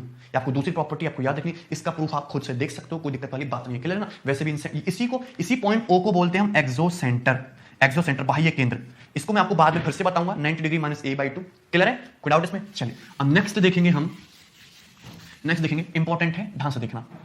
तीसरा कि अगर ये सपोज आपका कोई त्रिभुज एबीसी है, कोई ट्रायंगल एबीसी है, suppose like this is triangle ABC, कोई दिक्कत, और मैंने ये interior angle B, interior angle at vertex C, मैंने इसको आगे बढ़ाया और मैंने इसको आगे बढ़ाया, दोनों को क्या किया गया, हमने आगे बढ़ाया गया, ठीक है, आगे बढ़ाने में बहुत माहिर है। तो ये बन रहा है exterior angle at vertex B और ये बन रहा है exterior angle at vertex C, कोई दिक्कत किसी को, exterior angle at vertex C. इसका मैं नाम दे देता हूं एंगल 1 और इसका नाम दे देता हूं मैं एंगल 2। ये इंपॉर्टेंट है, मोस्ट है, जितने भी रिजल्ट बताऊंगा 4-5 में इंपॉर्टेंट है, मैं डायरेक्ट अप्लाई करूंगा क्वेश्चंस को इजी बनाने के लिए। मैं बहुत सारे आपको रिजल्ट बताऊंगा जिससे याद रखोगे तो आसानी से आंसर निकाल लोगे। एंगल 1 है, ये एंगल 2 है, कोई दिक्कत किसी को, exterior angle at vertex B, exterior angle at vertex C. So angle 1 और एंगल 2 का जो सम होता है, ये कौन सा एंगल बचा, एंगल ए बचा कि नहीं, वो होता है 180 degree minus angle A, 180 degree minus angle A, 180 degree minus angle A. Angle 1 plus angle 2 का जो सम होता है वो कितना होता है, 180 डिग्री माइनस एंगल ए। ये बात आप याद रखोगे, कोई दिक्कत किसी को, 180 डिग्री माइनस एंगल ए, क्लियर है। इसमें कोई डाउट किसी को, कैसे निकालेंगे, ध्यान से देखेंगे। मुझे निकालना है एंगल 1 प्लस एंगल 2 बराबर क्या हो जाएगा, एंगल 1 प्लस एंगल 2। तो एंगल 1 की जो वैल्यू होगी वो होगी 180 degree minus interior angle B, plus angle 2 की जो वैल्यू होगी वो होगी 180 डिग्री माइनस एंगल सी। कोई दिक्कत किसी को, तो 180 प्लस 180 कितना होता है, 360 minus angle B plus angle C, sorry मैंने गलत लिख दिया था, 360 minus angle B plus angle C. कोई दिक्कत किसी को, 180 डिग्री प्लस 180 डिग्री मतलब 360 minus angle B plus angle C, 360। कोई दिक्कत, और angle B plus angle C का मतलब होता है 180 degree minus angle A. Angle B plus angle C का मतलब क्या है, interior angle B plus interior angle C का मतलब क्या है, 180 डिग्री माइनस ए। तो दिक्कत किसी को, ए प्लस बी प्लस 180 डिग्री होता है, याद रखेंगे। तो 360 माइनस 180 माइनस माइनस प्लस ए, तो कितना आएगा तुम्हारा, 180 डिग्री प्लस ए होता है। सॉरी यहाँ पे एंगल 1 और एंगल 2 का जो सम होता है, याद है मुझे, एंगल 1 प्लस एंगल 2 का जो सम होता है वो क्या होता है, 180 डिग्री प्लस एंगल ए। कितना होता है, 180 डिग्री प्लस एंगल ए। हमेशा इसको आप डायरेक्टली लिखोगे 180 डिग्री प्लस एंगल है, हमेशा 180 डिग्री प्लस एंगल है। जैसे ये बोला जाए कि ये सपोज आपको दिया 37 डिग्री का एंगल, पूछा जाए कि इनका सम बताओ, पेपर में डायरेक्ट पूछा भी गया, तो कितना हो जाएगा, 180 प्लस 37 तो 270 डिग्री, आंसर हो जाएगा डायरेक्ट, है ना। 180 डिग्री को रीडर में पाई भी लिखते हैं, तो पाई प्लस ए भी लिखा हुआ आता है, पेपर में क्वेश्चन पूछा जा चुका है, इन दोनों का सम बताइए, तो क्या होता है आंसर, पाई प्लस ए। कोई दिक्कत किसी को, यहां तक ये बात समझ में आई है, क्लियर है यहां तक। चलिए आगे बढ़ेंगे और नेक्स्ट चीज देखेंगे। नेक्स्ट 4, क्लियर है, कोई डाउट इसमें। देखिए अब आपका सपोज एक क्वाड्रिलेटरल है, एक चतुर्भुज है, एक क्वाड्रिलेटरल है, एक चतुर्भुज है, ठीक है ना। ट्रायंगल के बारे में तो पता है कि आपको इंटीरियर एंगल का सम अपोजिट इंटीरियर एंगल के सम के बराबर होता है, पर सेम प्रॉपर्टी आपकी क्वाड्रिलेटरल में भी होती है। जैसे ये ABCD है, ये ABCD एक चतुर्भुज है, और ये एंगल मान लिया सपोज, ये एंगल सपोज आपका स्मॉल a डिग्री का है और ये एंगल सपोज आपका स्मॉल b डिग्री का है। तो ये आमने सामने के तो खींचे हैं मैंने interior opposite angle, angle a degree plus angle b degree क्या है, आपके इंटीरियर अपोजिट एंगल है, angle a plus angle b। और बाकी जो दो वर्टेक्स बचे एंगल, एक तो आपका ये बचा a प्लस बी, और बाकी जो वर्टेक्स बचे वो बचे आपके a और c, इन पे खींचे हैं मैंने एक्सटीरियर एंगल, यानी कि ये जो है भाई ये तो तुम्हारा है x डिग्री का एक्सटीरियर एंगल, और इसको यहां पे खींचा है, ये है तुम्हारा y डिग्री का, यहां पे ये एक्सटीरियर एंगल बना, ये बना आपका y डिग्री का। कोई दिक्कत किसी को, यानी कि क्वाड्रिलेटरल में इस तरीके से खींचा कि दो वर्टेक्स के, दो अपोजिट वर्टेक्स के तो है इंटीरियर एंगल और दो अपोजिट वर्टेक्स के क्या है, एक्सटीरियर एंगल। तो क्या प्रॉपर्टी होती है कि angle a plus angle b, angle a plus angle b बराबर होता है angle x plus angle y के, angle x plus angle y के। एंगल a प्लस b क्या होता है, बराबर होता है एंगल x प्लस y के। एंगल a प्लस b क्या होता है, बराबर होता है एंगल x प्लस y के, कि दिस प्लस दिस बराबर दिस प्लस दिस।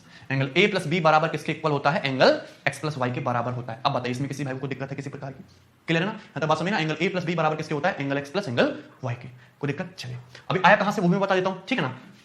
अब इसको करने के तरीके तो बहुत सारे हैं, जैसे कि यहां से मैंने सपोज डायगोनल BD को मिला दिया, मैंने सपोज डायगोनल BD को मिला दिया, क्लियर है कि नहीं, इस तरीके से डायगोनल BD को मिला सकते हैं, कोई दिक्कत। अब डायगोनल BD को मिलाया तो सपोज एंगल A जो है आपका दो पार्ट में डिवाइड होगा, एंगल 1 और एंगल 2 में, क्लियर है कि नहीं। और ये जो एंगल B आपका दो पार्ट में डिवाइड होगा, एंगल 3 और एंगल 4 में, एंगल 3 और एंगल 4 में डिवाइड हो गया, क्लियर है कि नहीं।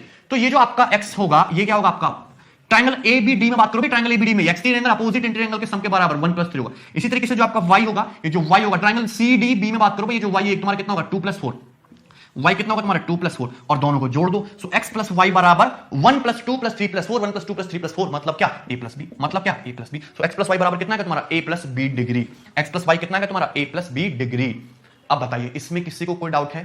क्लियर है कि नहीं? तो ये चतुर्भुज में रिजल्ट है, ये आपको याद रखना है डायरेक्टली। कोई डाउट इसमें किसी को? चलिए आगे बढ़ेंगे और देखेंगे नेक्स्ट रिजल्ट नंबर 5।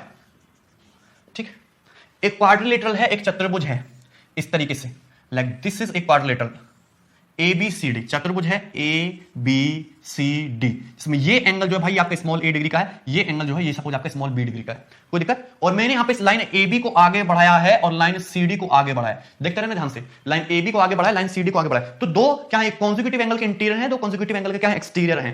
क्लियर है कि नहीं? ठीक है, इस तरीके से बढ़ा। तो ये जो एंगल बने दोनों, क्लियर है कि नहीं? दिख रहा है ना, दो एक्सटीरियर एंगल बने, देख सकते हो क्या आप? ये interior angle A, interior angle B, क्या है? दो कॉन्जिक्यूटिव इंटीरियर एंगल ले लिया, बाकी जो दो कॉन्जिक्यूटिव बचे उनका क्या ले लिया मैंने? एक्सटीरियर एंगल से ले लिया। तो इन दोनों का सम, ये जो एंगल 1 है, ये जो एंगल 2 है, एंगल 1 प्लस एंगल 2 बराबर होगा हमेशा आपका angle A plus angle B degree के। डायरेक्ट लिख सकते हो, एंगल 1 प्लस एंगल 2 बराबर होगा आपका angle A plus angle B के। Angle 1 plus angle 2 is equal to angle A plus angle B. कोई दिक्कत? कैसे?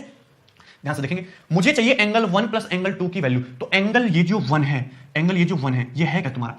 ये जो है भाई आपका, ये एंगल 1 का मतलब है 180 degree minus this angle that means angle C, plus angle 2 क्या है? 180 माइनस दिस एंगल यानी कि एंगल बी, ये सी, प्लस 180 माइनस एंगल सी।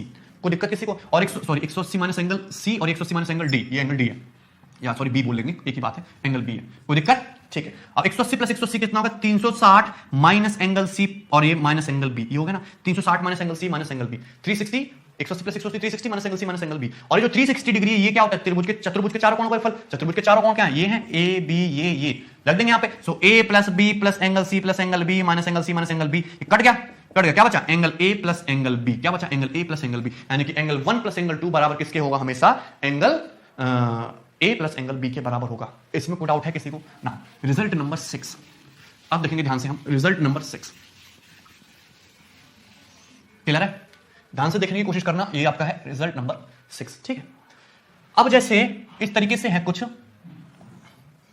ये इसको मैं बड़ा स्पेशल नाम दिया मैंने, कैंची। ठीक है ना, इस टाइप से है, एक इस टाइप से क्वाड्रिलेटरल, ये चतुर्भुज है, इसको बड़ा स्पेशल नाम दिया हमने, कैंची बोलेंगे इस ना। इस पे क्वेश्चन बहुत बनते हैं, मैं जो इस पे आपको प्रॉपर्टी बताऊंगा मैं उसका डायरेक्ट यूज करूंगा अपने क्वेश्चंस में। ठीक है ना, दिस इज स्पेशल क्वाड्रिलेटरल कैंची। ठीक है ना, तो अगर मैं इसको नाम दूं तो जैसे ये है, ये ए, ये बी, ये सी हो गया और ये तुम्हारा ओ हो गया।